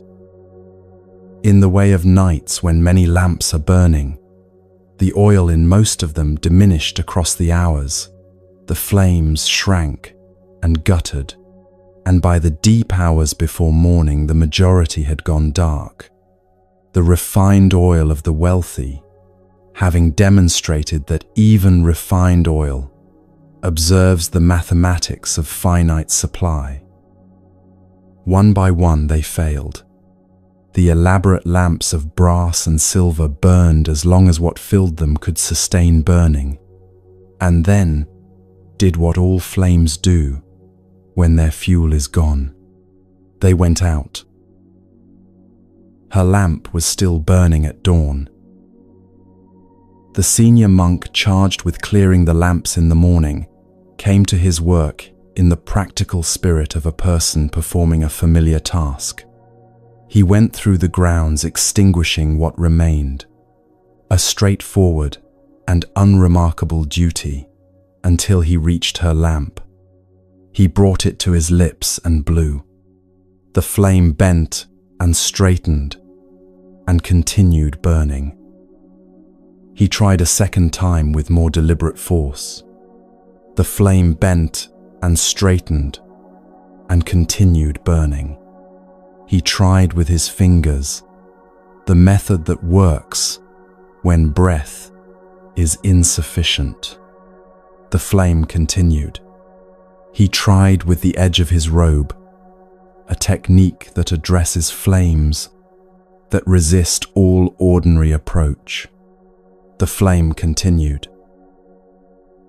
He stood and looked at a lamp that behaved the way no lamp, in his experience, had ever behaved. The Buddha, who had witnessed this, came to him. He said, "You will not be able to extinguish that lamp. You could not move it with all the water in the ocean poured upon it. You could not drown it with every river gathered into a single pouring." Then he said the sentence that explains everything that preceded it and illuminates everything about the nature of karma and intention the entire video has been approaching. This lamp was offered with a pure and unshakable mind.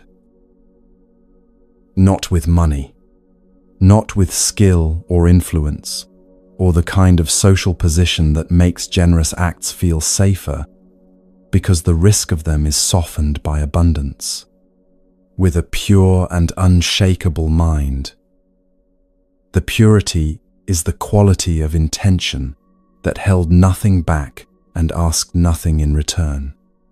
The unshakability is the quality of a mind so settled in its dedication that circumstance had nothing to attach to, no anxiety about the adequacy of the offering, no comparison with what wealthier people were lighting that same night, no diminished giving, because the giving was small by every visible measure. The offering was complete. Complete means without remainder. She had offered entirely, from a mind that was entirely present to what it was doing, and the entirety is precisely what made it inextinguishable. The lamp was still burning. Hold that image for a moment before the teaching continues, because the image is doing work that words are still preparing to do. A flame that should, by every physical and logical expectation, be long gone, persisting past the oil that was supposed to fuel it, resisting every conventional approach to extinguishing, continuing simply because of the quality of mind from which it was given. The tradition is telling us something through this image that it has been telling us through every story in this video. But here, it makes it completely plain. The mind behind the act is not an addition to the act. It is not an enhancing factor or a bonus quality that makes the act marginally more effective. The mind behind the act is the act's actual substance. Everything else, the material offered, the scale of the gesture, the visible cost, the social legibility of the giving, is the lamp's brass.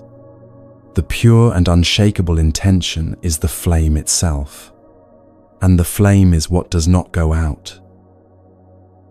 This is what the Dhammapada means when it says that if one acts with a serene mind, happiness follows as a shadow that never departs. The following is not metaphorical or hoped for or contingent on favorable circumstances. The shadow cannot be separated from what casts it. This is the nature of the relationship, mind of a particular quality, generating karma of a corresponding quality, producing consequences that carry that quality forward, in the way that clear water carries the quality of its source, even across great distance from where it first emerged. Now a voice enters the teaching that has been present in the background of Buddhist history since the 8th century, and whose words arrive here as the natural companion to this story. A monk and scholar of Nalanda, one of the greatest centers of learning the ancient world produced, who spent his life examining what suffering is made of and what is capable of dissolving it.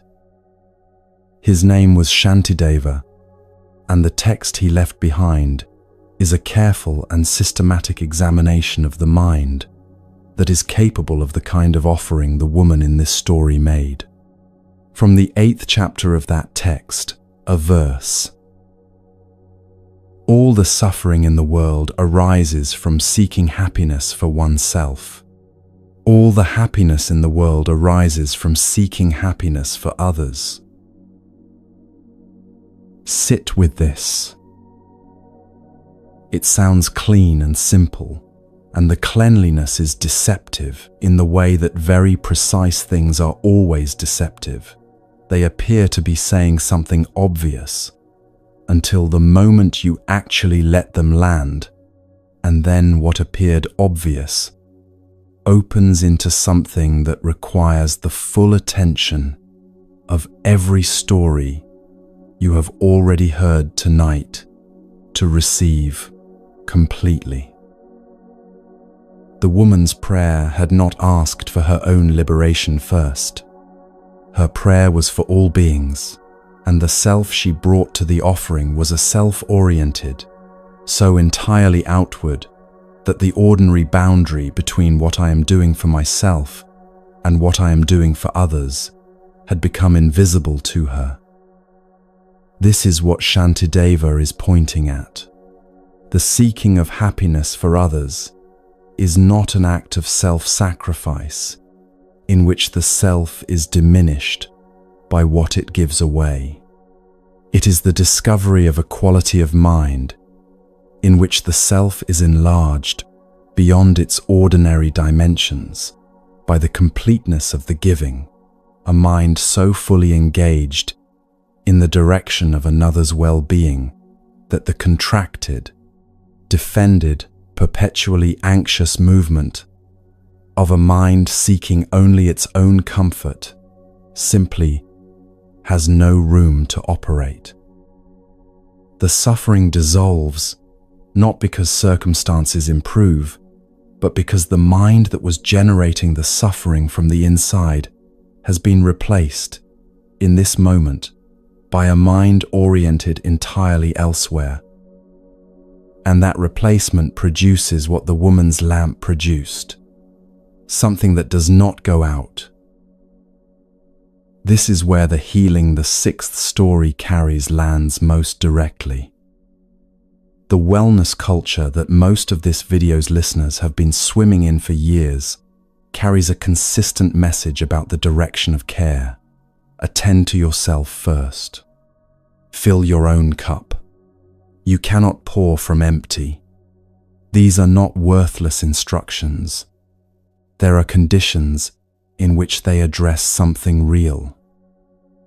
But the tradition that produced this story and this verse points at something the self-first model consistently misses, that the mind turned entirely toward its own well-being as its central preoccupation generates, through that very preoccupation, the contracted quality of awareness in which suffering is most reliably produced. The lamp filled entirely with concern for its own burning does not throw light outward, and a lamp that throws no light outward is, by the standards of what a lamp is for, failing at the fundamental task of its existence, which is not its own burning, but the illumination it offers to whatever and whoever stands in the darkness around it. The woman who owned one coin and lit one lamp for others was not demonstrating admirable selflessness as an ideal to be aspired to across a lifetime of effortful practice. She was demonstrating something about the nature of a mind that has found its own most natural orientation toward the benefit of others, freely and completely, with nothing held in reserve. That orientation is not the product of advanced spiritual attainment. It is available in any ordinary moment to any ordinary person who chooses to bring it. The choice does not require a monastery, a coin, or a lamp. It requires only the quality of attention that asks, in any moment where action is possible, what does this situation need from me, and am I willing to give it without calculation?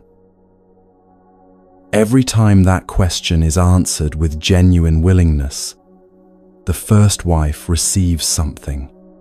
Every time the giving is complete rather than managed, offered without a portion held back against the risk that the giving might cost more than expected, the flame burns.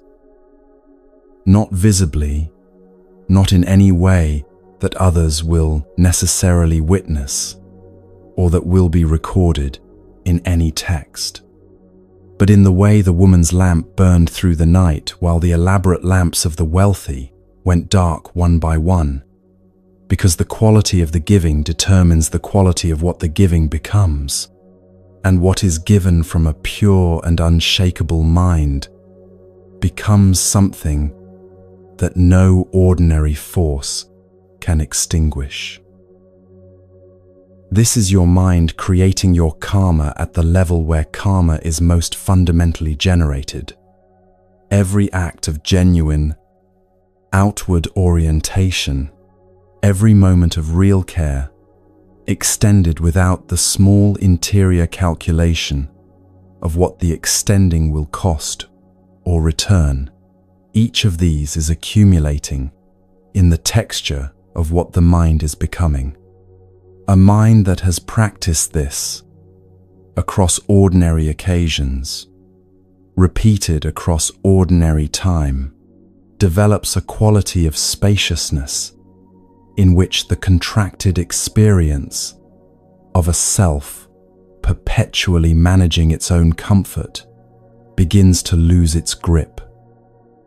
The suffering the grip was generating diminishes as Shantideva said it would, not because it was argued out of existence, but because the mind that was producing it through inward orientation has been slowly, through practice, turned outward, opened into the larger territory of a life that is genuinely, sustainably, and inextinguishably about something beyond its own maintenance. The flame was still burning when the sun came up. After the oil was gone, after every practical basis for its continuing had been exhausted, it held.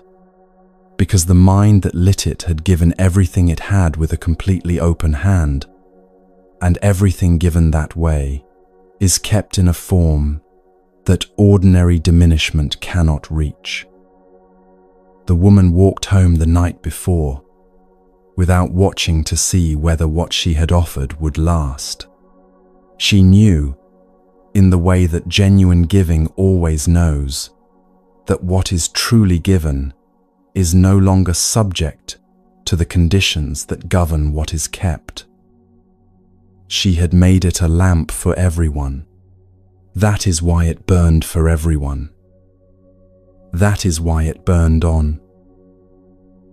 6 stories have now moved through this listening, and something has been building between them that the 7th story will now take into territory that surprises even those who believe they have understood what the first 6 were pointing toward. Because there is a figure who spent more years in the company of this teaching than perhaps anyone alive during its earliest flowering, who served with devotion and capability and complete dedication, who remembered everything and missed nothing, who was present for every teaching and faithful to every instruction, and who still, by the eve of the most important gathering of his entire life, had not found what he had been seeking. What happened to him in the hours before dawn, in the specific moment when he finally stopped, is one of the most quietly astonishing things in the entire tradition.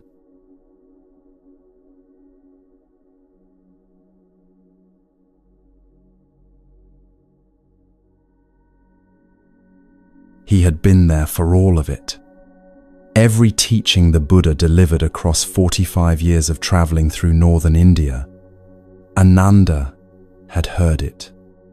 Not most of it, not the significant discourses, or the ones that happened to find him present by favorable circumstance. All of it. He had made himself available with the specific dedication of someone who understood that being present for what is happening is itself a form of practice, and he had sustained that availability across decades with a consistency that no other disciple had matched. He was the tradition's living memory, the person who, when a teaching needed to be confirmed, or a sequence of events required reconstruction, could close his eyes and return to the original occasion with the reliability of a record that had never failed to hold what was deposited in it. He had also been the Buddha's attendant in the most intimate, practical sense. He carried water. He arranged resting places. He managed the constant traffic of people who arrived wanting access to the teacher and needed someone at the threshold who could assess what each moment required and respond accordingly.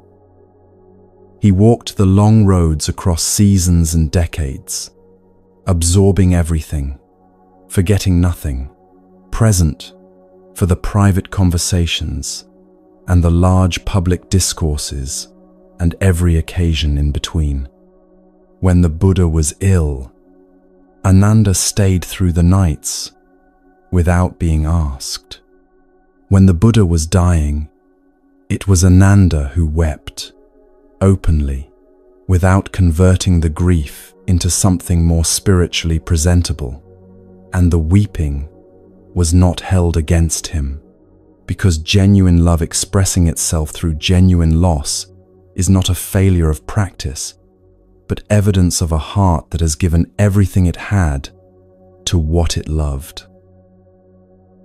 He had given everything he had, and he was not yet free. The tradition does not present this as a personal failing. It presents it as a fact about the nature of the mind and the nature of the path, a fact that Ananda's story illuminates precisely because his dedication was so complete and his understanding so comprehensive.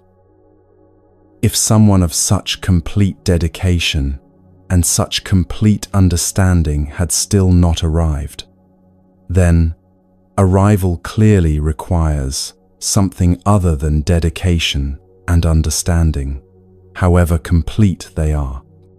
This is the question the story holds open until the last hour before dawn.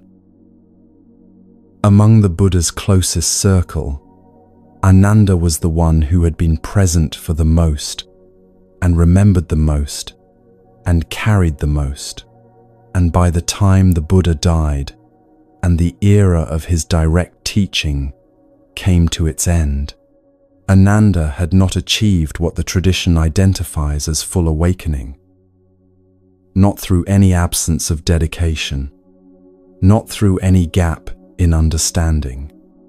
He understood what he had heard with the precision of a person who had spent more years with this teaching than almost anyone alive.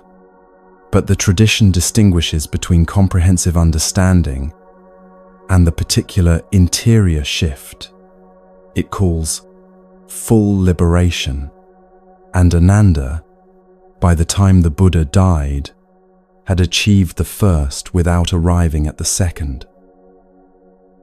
The first council was convened to preserve and codify everything the Buddha had taught across those 45 years. 500 of the tradition's most accomplished practitioners were to gather, and the gathering required, by the standards of those who convened it, that all present had achieved full awakening. This was not a procedural formality. It was the recognition that a council intended to verify and transmit the teaching with complete accuracy needed participants whose perception was no longer distorted by the subtle turbulence that accompanies any mind still carrying its own unresolved business. You cannot reliably transmit the teaching you have not yet fully received. The tradition held this with clarity and without exception, and Ananda, the person most essential to the council's purpose, did not meet its central requirement. He could not attend. What he did with the night before the council begins is the story. He practiced with the particular quality of effort that belongs to someone who has genuinely run out of alternative approaches and now faces the single remaining option of bringing everything they have to the one thing that has resisted every previous application of everything they had. He brought to the night the accumulated weight of decades of careful understanding and the accumulated frustration of that understanding having not, across all those decades, is been sufficient to produce the interior shift he was working toward. He sat in meditation. He worked through the approaches that had served him across years of practice, giving each one the full quality of his attention. He brought his entire history of practice to each method in sequence, without the impatience of someone cycling through options, but with the thorough and dignified effort of a person who will be able to say, when the night ends, that he left nothing unattempted. Nothing happened. The hours moved through the night with the particular quality of hours that are being waited through for a result that does not arrive. He continued through the middle of the night and into the later hours, when the body's inclination towards sleep begins to compete seriously with the will's determination to remain alert. He worked through that competition as he had worked through everything else. He applied more effort where the effort seemed to be making least progress, which is the natural response of a disciplined mind encountering resistance, and which produced, as it had been producing across the entire night, exactly nothing different from what the preceding hours had produced. The night was not offering him what he was asking it for. He could feel the dawn approaching. He had perhaps hours left before the council would begin, and he was no closer to what the council required than he had been when the night began. Near dawn, he made a decision. He would rest, not in abandonment of what he was working toward. The tradition makes this distinction with care. He was not surrendering his intention or withdrawing his dedication. He was acknowledging that his body had reached the genuine end of what it could sustain in upright practice, and that, continuing to demand from it what it could no longer provide, was generating a quality of effort that had ceased to serve the purpose effort is supposed to serve. He would lie down. He would allow the body its honest need, and in the morning, whatever the morning offered, he would continue. He began to lie down. The tradition preserves the specific physical sequence of this moment with the kind of precision that signals how much the moment was understood to matter. He inclined his body toward the horizontal, releasing the upright posture of the night's practice, moving through the transition toward rest. His head was approaching the pillow. He had not yet arrived. He was between the two positions, no longer upright in the practiced effort of the night, not yet arrived at the rest he was descending toward when the shift occurred. Before his head touched the pillow, Ananda was free. The tradition states this plainly, without the additions that a storyteller reaching for impact might be tempted to provide. There is no description of how the moment felt from inside, no record of what recognition accompanied the arrival, just the spare account of a person in a specific physical transition and the fact of what completed itself within it. The plainness is not restraint. It is the tradition's acknowledgement that this kind of arrival does not organize itself into descriptions that can be borrowed and transferred. The most honest way to honor it is to report what happened without converting it into imagery that makes it feel more available than it actually is. No technique produced this. No method was responsible for its arrival. No increase in effort. No discovery of the right approach. No final push that broke through where previous pushes had failed. The understanding arrived in the moment when he stopped working toward it, and this is not a poetic rendering of the sequence, but the literal account the tradition preserves. He was moving toward rest. He was releasing the night's sustained effort into the body's honest need. And in the space that opened when the trying released its grip, what he had been working toward for decades completed itself. Now, the Karma teaching at the center of this video finds its most interior expression. The Dhammapada says mind is the forerunner of all things. Every story in this video has approached this teaching from a different direction. The man with 4 wives showed that the quality of intention behind each act of a life determines the only thing that genuinely follows us. The body of the wealthy man showed what the mind's habitual patterns eventually write in physical form when left unexamined. The elephant showed what the certainties held most firmly cost the mind that has stopped questioning them. The empty boat showed that the source of what we feel lives far closer to home than the outward search tends to find. The muddy stream showed that the mind's own nature, given genuine non-interference, will always return to the clarity it never actually lost. And Ananda's night shows something about the forerunning mind that may be the most counterintuitive thing the tradition has to offer, that the effort to use the mind as an instrument for transforming itself can, at a certain level of sustained intensity, become the primary obstruction to the transformation it is attempting. The effortful seeking mind holds 2 things simultaneously: the current condition and the desired condition, with the distance between them experienced as a gap to be closed by sufficient application of will. This holding is itself a form of grasping. Grasping is the quality the tradition consistently identifies as the root mechanism through which suffering perpetuates itself. The mind straining toward liberation through the mechanism of grasping is, in the very act of straining, practicing and reinforcing the quality it is trying to dissolve. This does not make the effort worthless.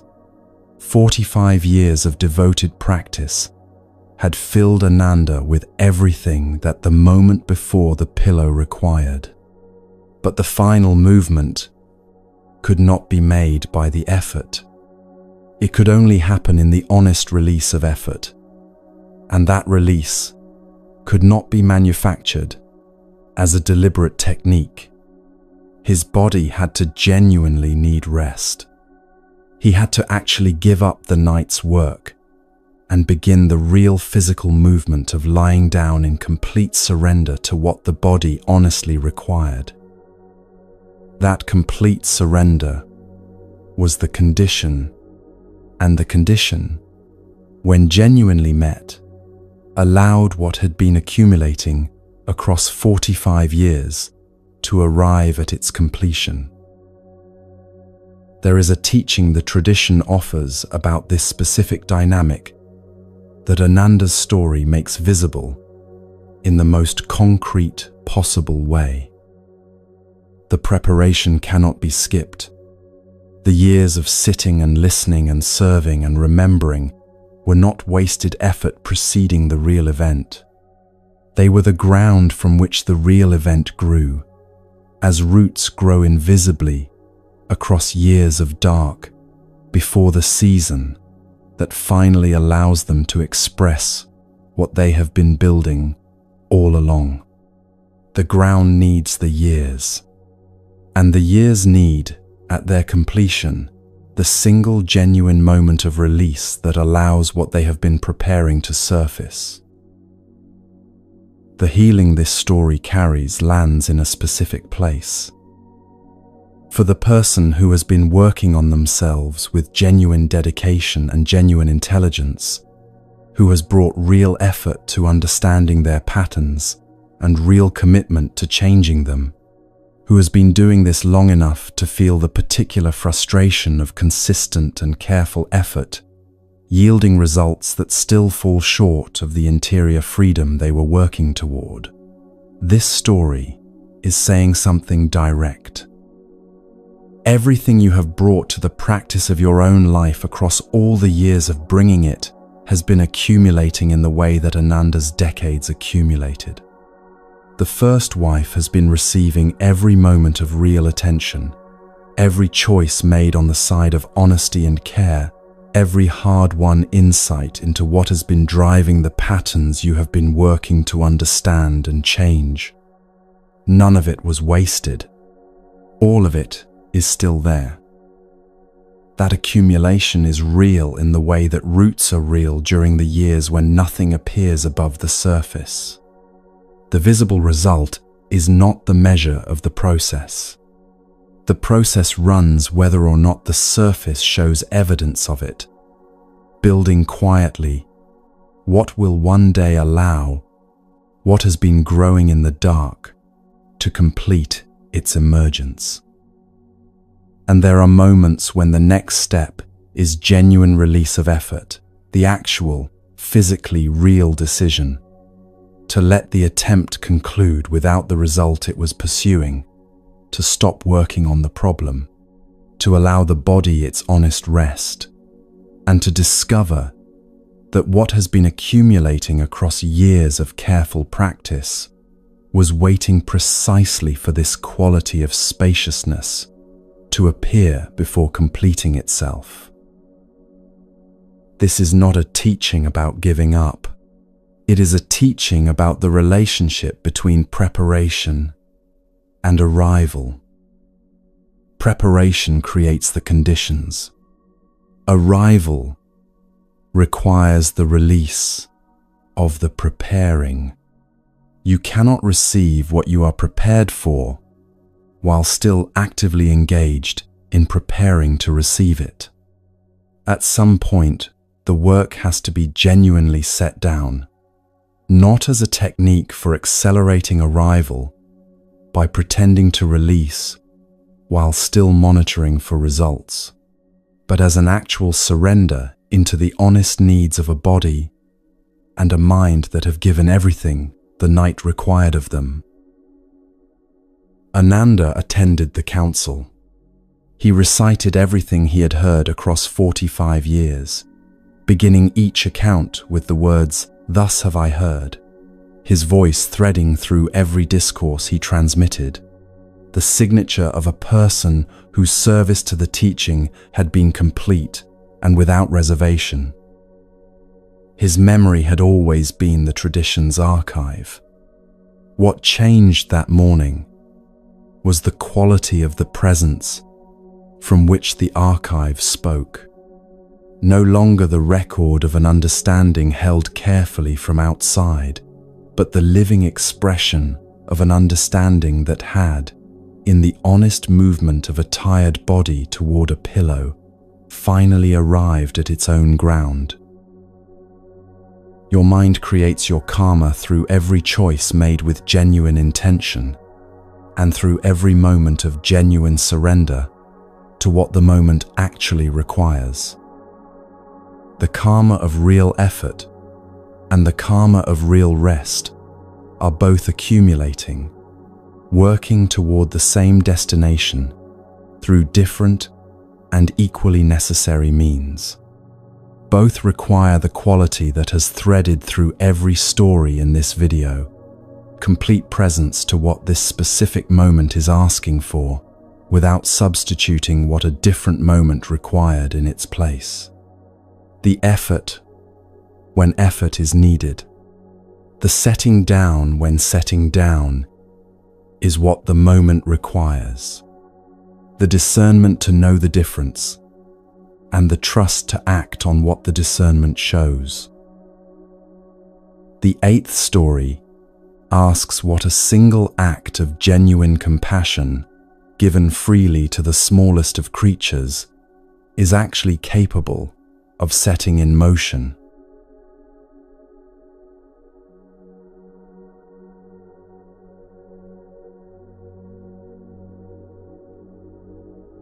The teacher had been watching the boy's face for several days before he said anything, not with the visible attention of a person whose concern has been aroused and who wants the other person to understand that it has been aroused, with the quiet, peripheral watching of someone who has learned to receive what faces carry without directing them toward any particular expression.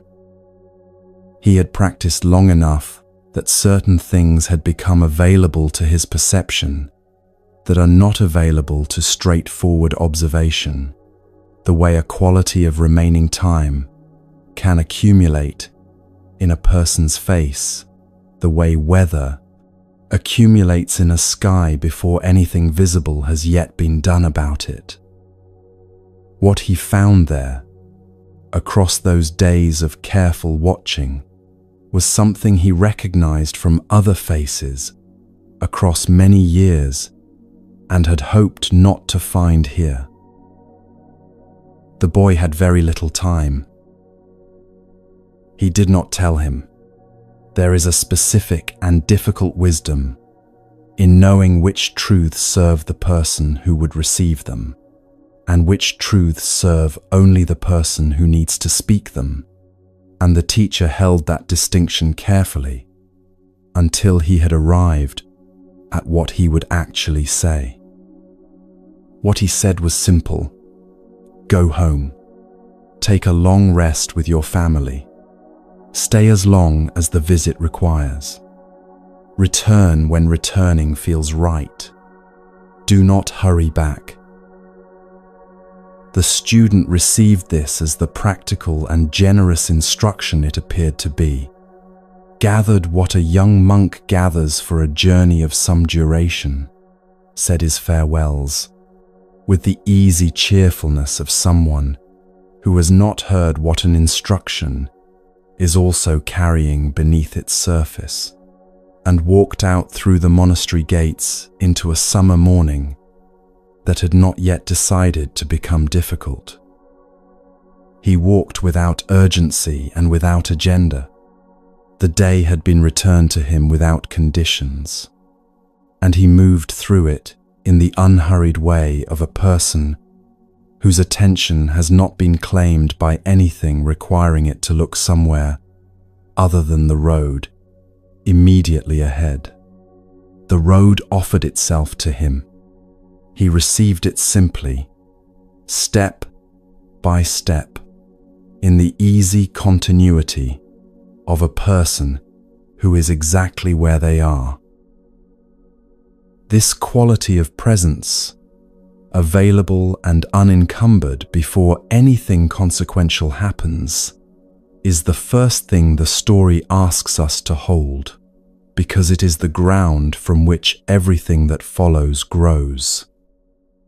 He was not practicing awareness as a discipline or maintaining any deliberate quality of attention. He was simply present to the road and the summer sounds and the shade of trees leaning from the bank into the path, in the natural and unfabricated way of a young person traveling with nowhere particular to be before evening. His mind was genuinely unoccupied, not emptied through effort, but simply not yet furnished with anything requiring it to be elsewhere. Most minds carry their preoccupations into every landscape they move through, so that even a beautiful road is experienced primarily as a surface the mind crosses while it is occupied elsewhere. His mind was where his feet were. He was walking, and the walking received his full presence without his having directed anything toward it. Then the stream. Heavy rain had been falling upstream for several days, and the water was running high against both banks, carrying the fast and indifferent momentum of water that has accumulated more than its ordinary channel can responsibly contain. He stopped before crossing, the way a careful traveler stops at water running unusually, and in the stopping his eye found something in the middle of the current that the stopping had not been intended to find.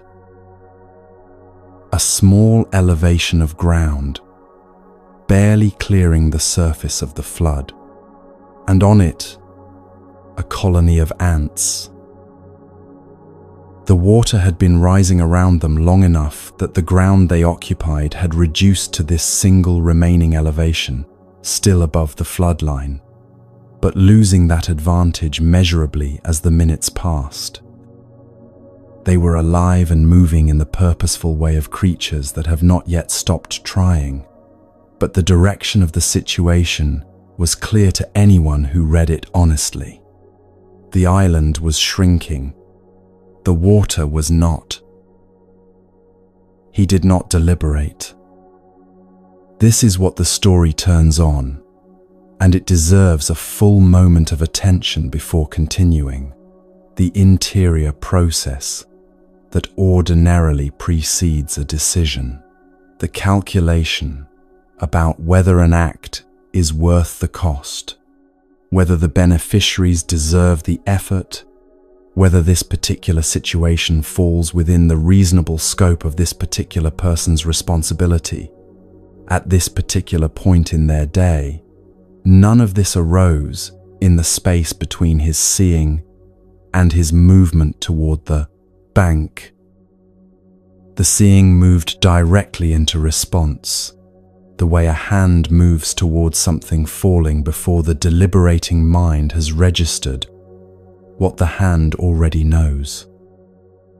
He was looking for what the bank could provide before the decision to act had been formally arrived at, because the decision had already made itself in the quality of the mind that was seeing, in the accumulated character of a mind that had practiced across all the ordinary days of his young life the simple and unglamorous habit of responding to what it found. The bank provided a branch, a fallen branch of sufficient length and manageable weight, lying where a previous flood had left it among the exposed roots of the bank trees. He carried it to the water's edge and placed it across the gap from bank to island, adjusting its position with the careful attention of someone working with what the moment provides toward a result that requires the available material to function precisely.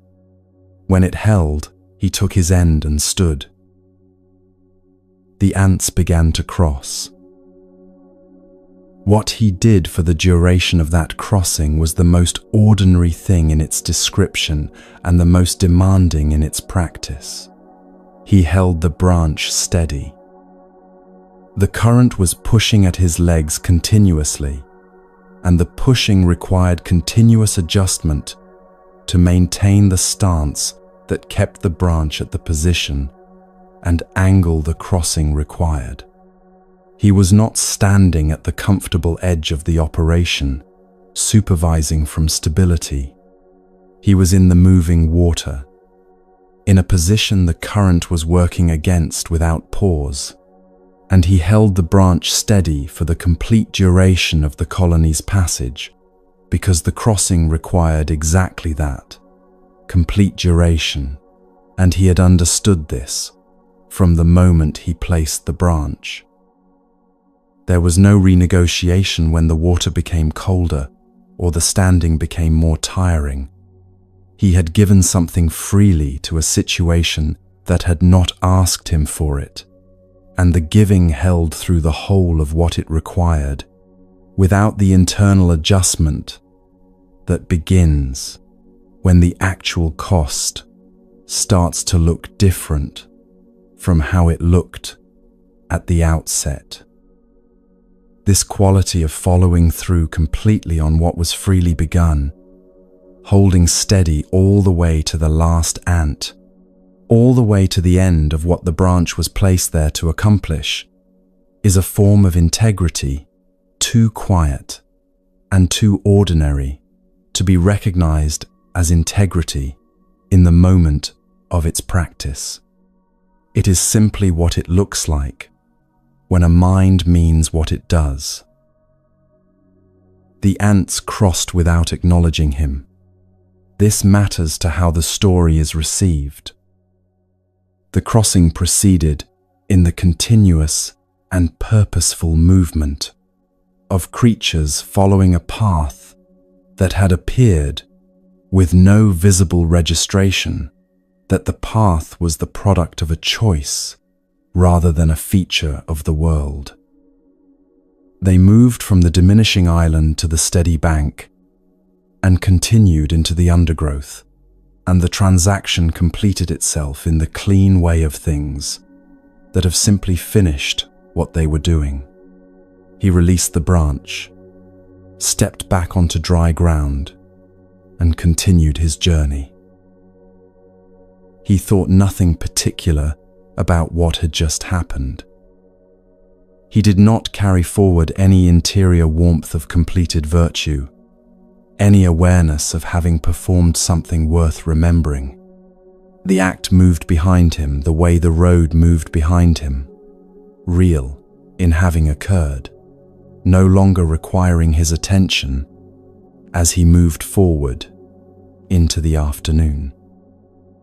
He arrived at his family's household and stayed for the time the visit required, received with the warmth that long absence generates, and then he returned to the monastery the way he had left it, simply, without ceremony, one step at a time. The teacher saw him coming from a distance.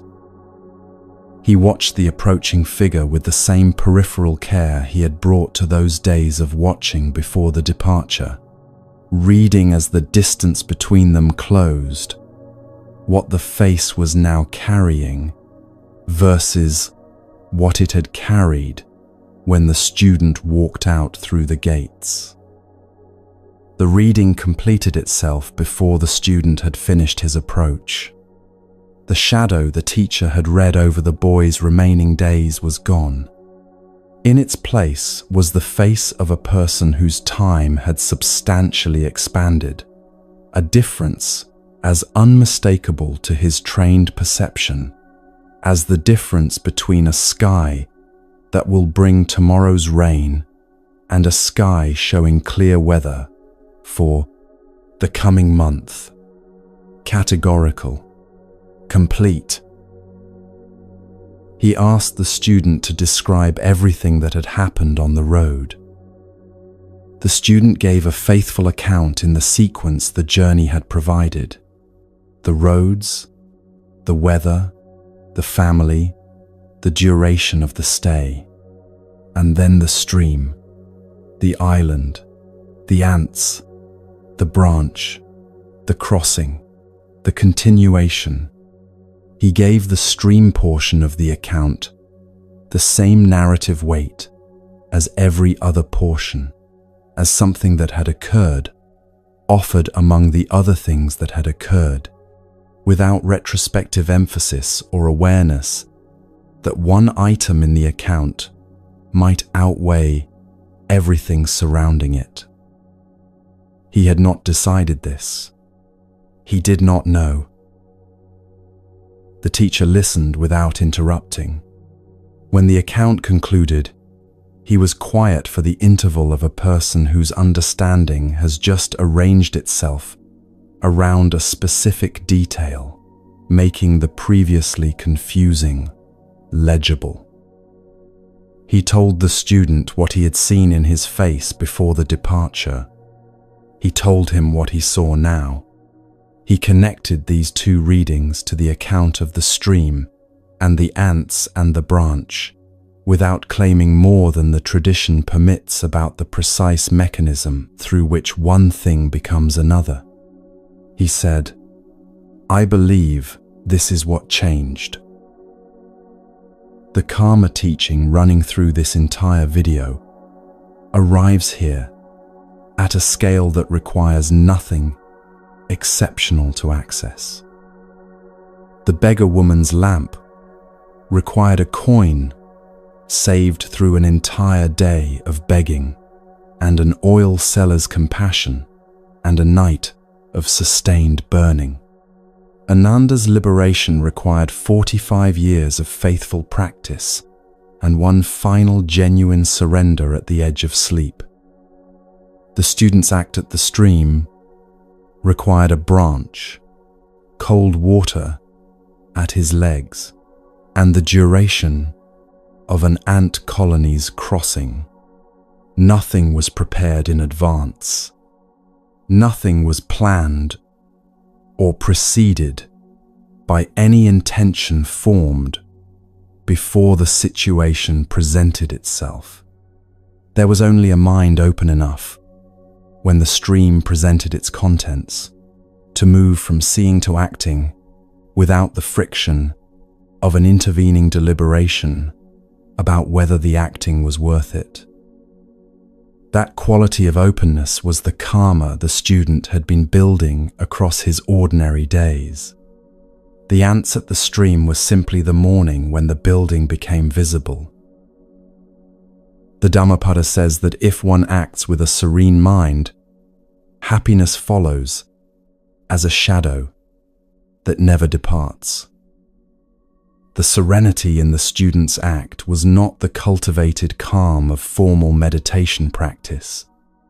It was the natural quality of a mind, unoccupied with its own position, available to what the situation actually contained, rather than managing the situation from behind a defended interior remove. The karma accumulated through that act was the karma of genuine availability, a mind that had practiced responding to what it encountered with completeness and without calculation across enough ordinary occasions that completeness had become the mind's natural posture when something required a response. And the accumulation of that posture across the student's years of ordinary living had produced, in the teacher's reading of the returning face, something that showed, in a way available to careful perception, the face of a person with more time than he had started with. This is where the healing this story carries lands directly. There are acts of genuine care you have offered across your life that no one recorded and no one acknowledged, and that you yourself have long since stopped holding as anything worth remembering. The patience extended on a day when patience was already scarce, given to someone who did not know they were receiving anything deliberately provided. The attention brought to someone overlooked in a moment when the bringing required you to stop and the stopping was inconvenient. The kindness given to something small, to a person, a creature, a situation, whose smallness placed it entirely outside the register of acts the world considers worth performing. These were the branch, every one of them, placed across a gap, held steady through the crossing, released without ceremony, continued past, without the mind that performed them, pausing to record what it had done. The tradition that carries this story is telling you, through the specificity of what happened to the student after the stream, that the karma generated by those unwitnessed acts has been accumulating in the texture of what your mind is. Not as abstract credit stored somewhere distant, but as the actual ongoing consequence of actual intentions expressed in actual moments of genuine care, building, across the unremarkable days, the specific quality of mind that the first wife carries and does not release. Your small acts of genuine care have been building this quality in you. They continue building it now, in this listening, in whatever quality of attention you have brought across these hours. Each act that comes from a mind genuinely available to what a situation contains, rather than to what the mind has decided the situation should contain, adds quietly to what is accumulating. In the way that roots add quietly, and without announcement to what the ground is preparing, across the invisible years, before anything above the surface shows what the soil has been holding. the boy became a man with years the original reading had not allowed for. He received them through a branch held steady in moving water on an ordinary afternoon on a road that asked of him nothing except that he keep walking. He stopped. He looked. He responded to what he found. He held the branch steady until the last ant was safe. He let it go. He continued. The simplest things are sometimes what everything else was building toward. The 9th story is the last. A child, a road, some dirt, and a question about what the most ordinary offering, given with a whole heart, is actually worth.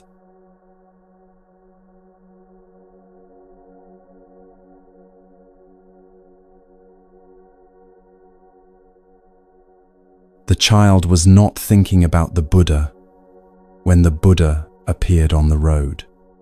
He was thinking about the granary wall, which had collapsed twice already that morning, and was now on its 3rd attempt at a shape that would hold. The morning had claimed his full attention since early light, and the project had received it without reservation, which is the arrangement children and their cities tend to reach without negotiation.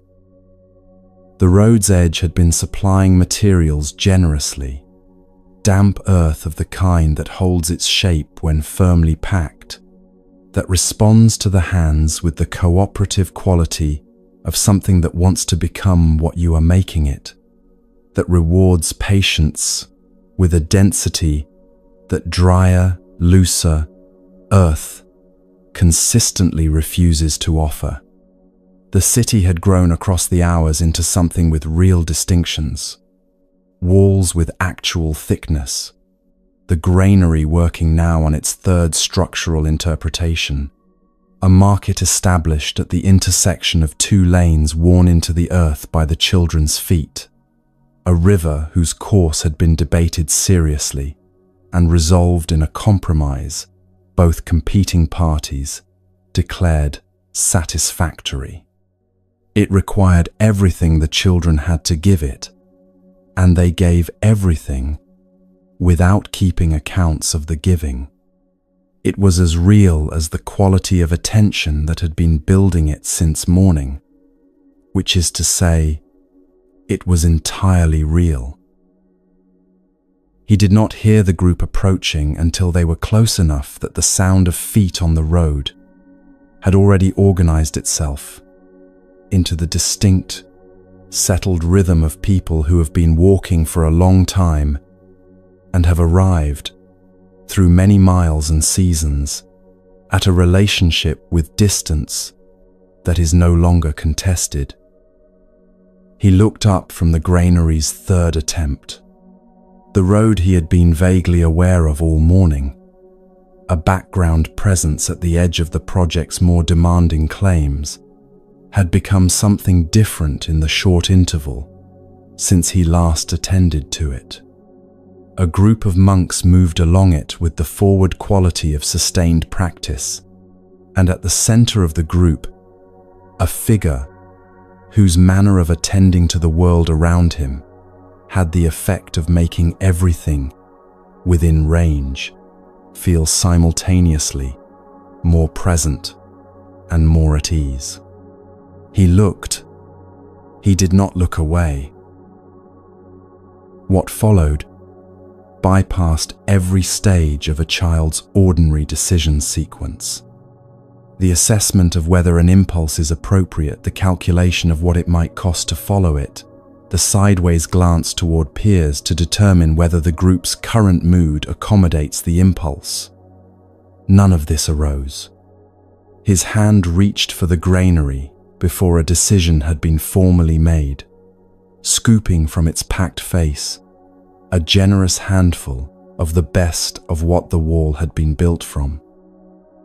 He found a clean leaf nearby, broad and dry and unbroken, and arranged what he had scooped onto it with the careful attention of someone presenting something of genuine value to someone of genuine importance, which was precisely the situation he understood himself to be in. He stood. He walked to the road. He knelt before the figure at the center of the group and raised the leaf with both hands. All the people of our city offer you this rice for your sustenance and the sustenance of your monks. A pause. The pause of a person ensuring the words are landing where they are aimed. We ask that you accept it. He called it rice. His hands held earth. His face carried no awareness of any discrepancy between these two facts, because from inside his understanding of the morning's work, there was none. The granary had held rice throughout its 3 structural attempts. The rice was real, harvested from the city's supply, offered with the unanimous agreement of the city's entire population, which had voted swiftly when the idea arose. The gift came from the full sincerity of a mind that had been nowhere other than precisely here all morning, a mind that had not stepped outside its own absorption long enough to evaluate whether what the project produced was adequate for offering to someone who deserved better. The city's best was in his hands. He offered the city's best. The Buddha received the leaf. He received it in the specific manner the texts preserve with care, with the complete quality of acceptance that does not calibrate itself to the visible dimensions of what is being received, that does not make the small adjustment in ceremony that most giving occasions provoke in the receiver when what arrives is less than what the occasion might seem to require. He held it, turned to Ananda beside him, and spoke an instruction that made the encounter permanent in a way the child did not yet know it had become. "Keep this," he said. "When we return to the monastery, mix this with water and use it to plaster the wall of my room." Ananda received the leaf and carried it forward. The children watched the group continue down the road. The boy remained at the road's edge until the last of the group had passed the bend, then returned to the granary and continued its 3rd wall. He had offered what was asked of him to offer, which was everything the morning had produced, and the offering was complete, and the afternoon had its own requirements. He returned to the granary in the easy manner of someone who has done what the moment required and is ready for what the next moment requires, carrying no weight of the exchange forward, because a mind fully absorbed in what it is doing does not accumulate residue from the things it does freely and completely. Once the road had carried them past the children's hearing, the Buddha spoke to Ananda about what had just occurred. He said that through this offering the boy would come into a life of great consequence, a life through which the teaching would spread through many lands that had not yet received it, taking root in the kind of ground that holds and sustains what is planted there. Then he said what makes this one of the most instructive moments in the tradition. He called this offering the most valuable he had received from any person of means who had come to him with gifts throughout his travels. More valuable than what princes had prepared across days of deliberate arrangement. More valuable than the weighted gifts of wealthy merchants who had spent the equivalent of entire seasons of commerce on the quality of their giving. more valuable than anything provided by a household whose genuine generosity was made possible without requiring the household to part with what it could not afford to lose. A handful of dirt on a leaf, given by a child, more valuable than all of it. The tradition does not explain this through a formula that makes its application predictable in advance.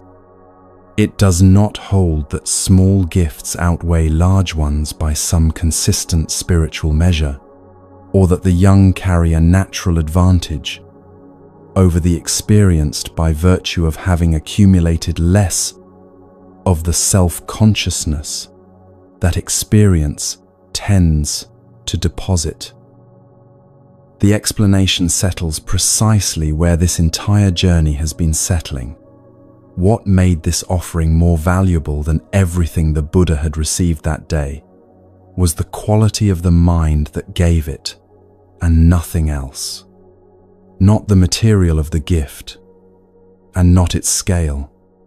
The quality of the mind behind the offering is what the offering actually is, and what it will always have been. The child had not watched the group from a distance and begun preparing himself for the encounter. He had not considered what he might offer or assessed whether the materials available to him were adequate to the person approaching. He was building a wall, and then he looked up, and then he reached without the friction of an intervening deliberation into the best thing the morning had produced and held it out. His giving carried none of the residue that accompanies most giving, the interior awareness of having given, the quiet monitoring of how the giving is being received, the small retained portion of self that watches from a remove and assesses the whole transaction in terms of what the giver looks like inside it. There was no such remove. He gave from the entirety of his present attention, and the entirety was the gift. This is the Dhammapada's opening teaching in its most unguarded expression. Mind is the forerunner of all things. The child's mind was entirely where his hands were, entirely directed toward the figure on the road, entirely without measurement of its own adequacy, in the moment of giving.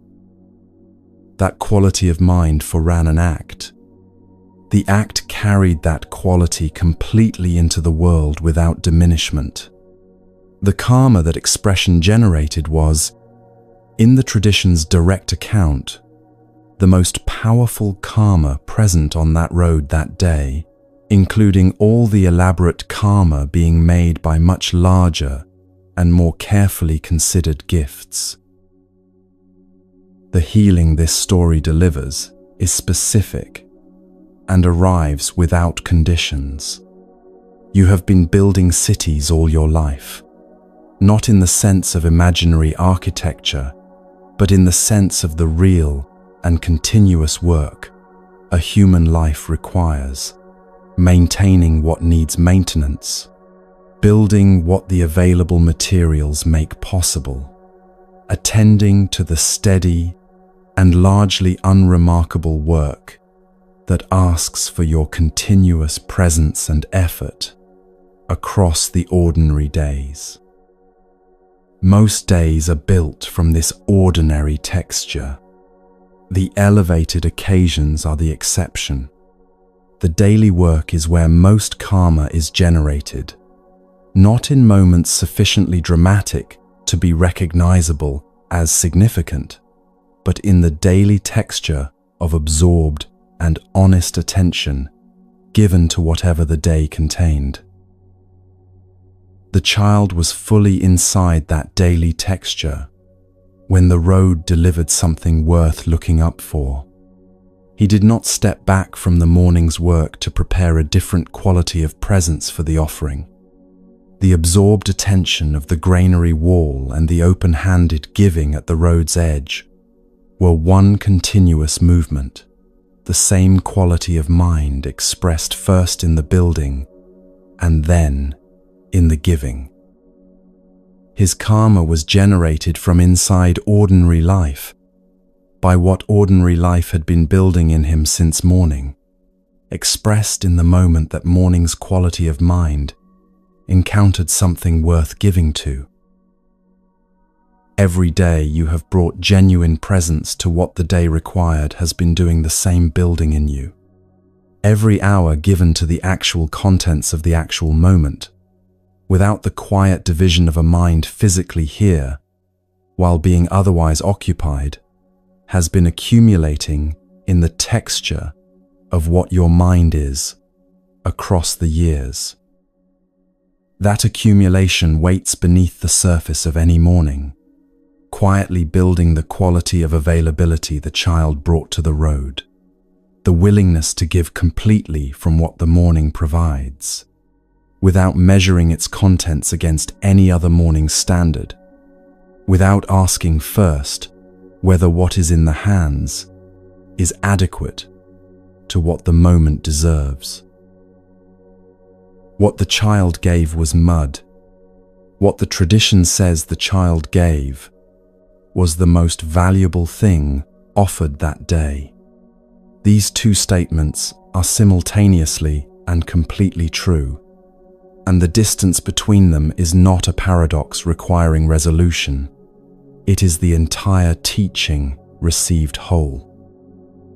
The quality of the mind behind the act is what the act actually is.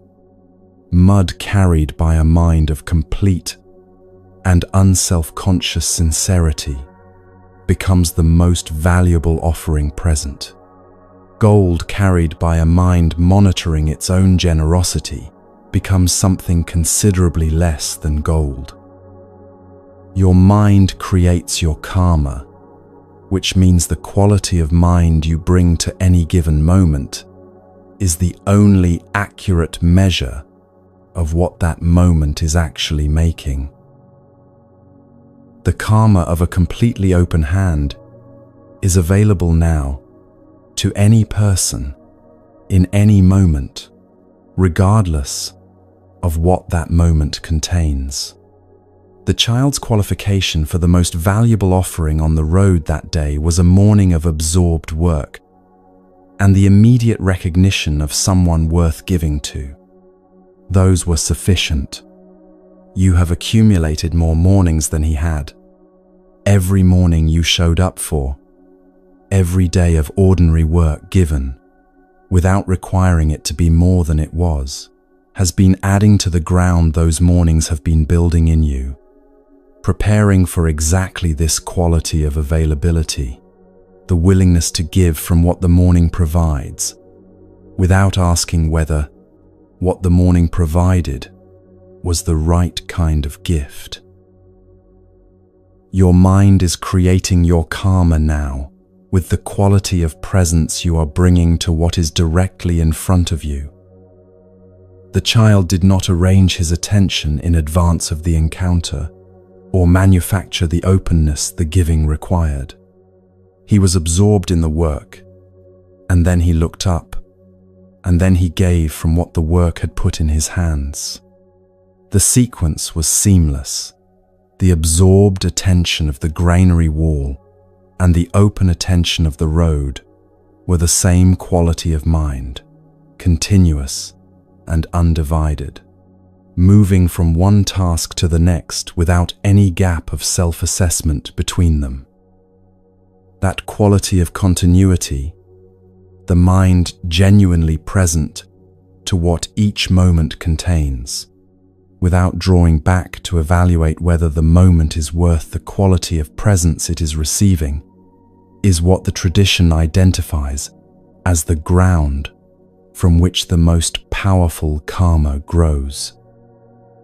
The child lived inside it without knowing it as anything other than an ordinary morning. That is all the tradition required of him. That is all the tradition has ever required. The first wife the dying man had neglected was never somewhere else waiting for him to remember her. She was in every moment of genuine presence he brought to whatever the day contained. She was in the granary wall's third attempt. She was in the branch, held steady while the ants crossed. She was in the lamp burning through the night, because the hand that lit it held nothing back. She was in the moment just before the pillow. She has been in every moment of this listening, in whatever quality of genuine attention you brought to each story as it arrived. She is the accumulation of every ordinary day you were present for, every genuine act of care given without calculation, every moment of honest attention brought to whatever the road put in front of you. She is what follows, because she has never been following. She has always been what you are, built one morning at a time from the quality of mind you brought to the work, across all the ordinary days and all the roads they traveled. And she will be present at the end of every road you travel, because she has been present at every point along the way, in the dirt and the leaf and the both hands full offering of whatever this particular morning has put in your hands.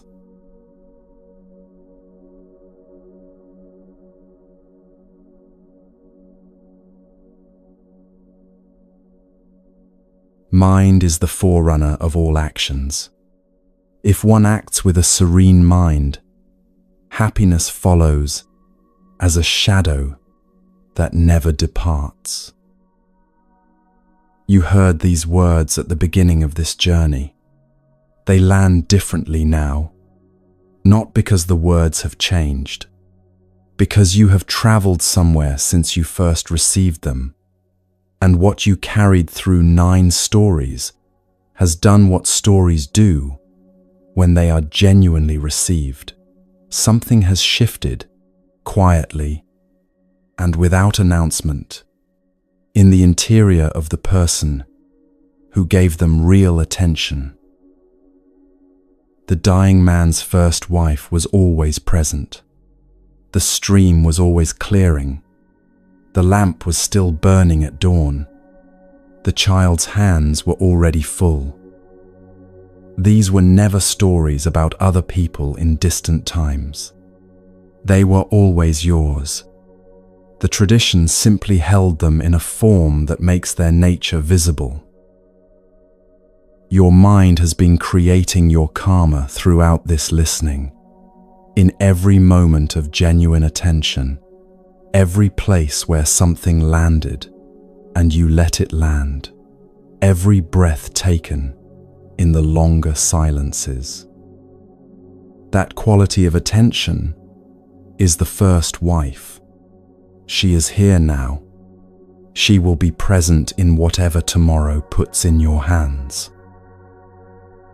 Wherever you are tonight, in this community of people listening across so many different places and different darknesses, rest well. The mind that listened has already received what it came for.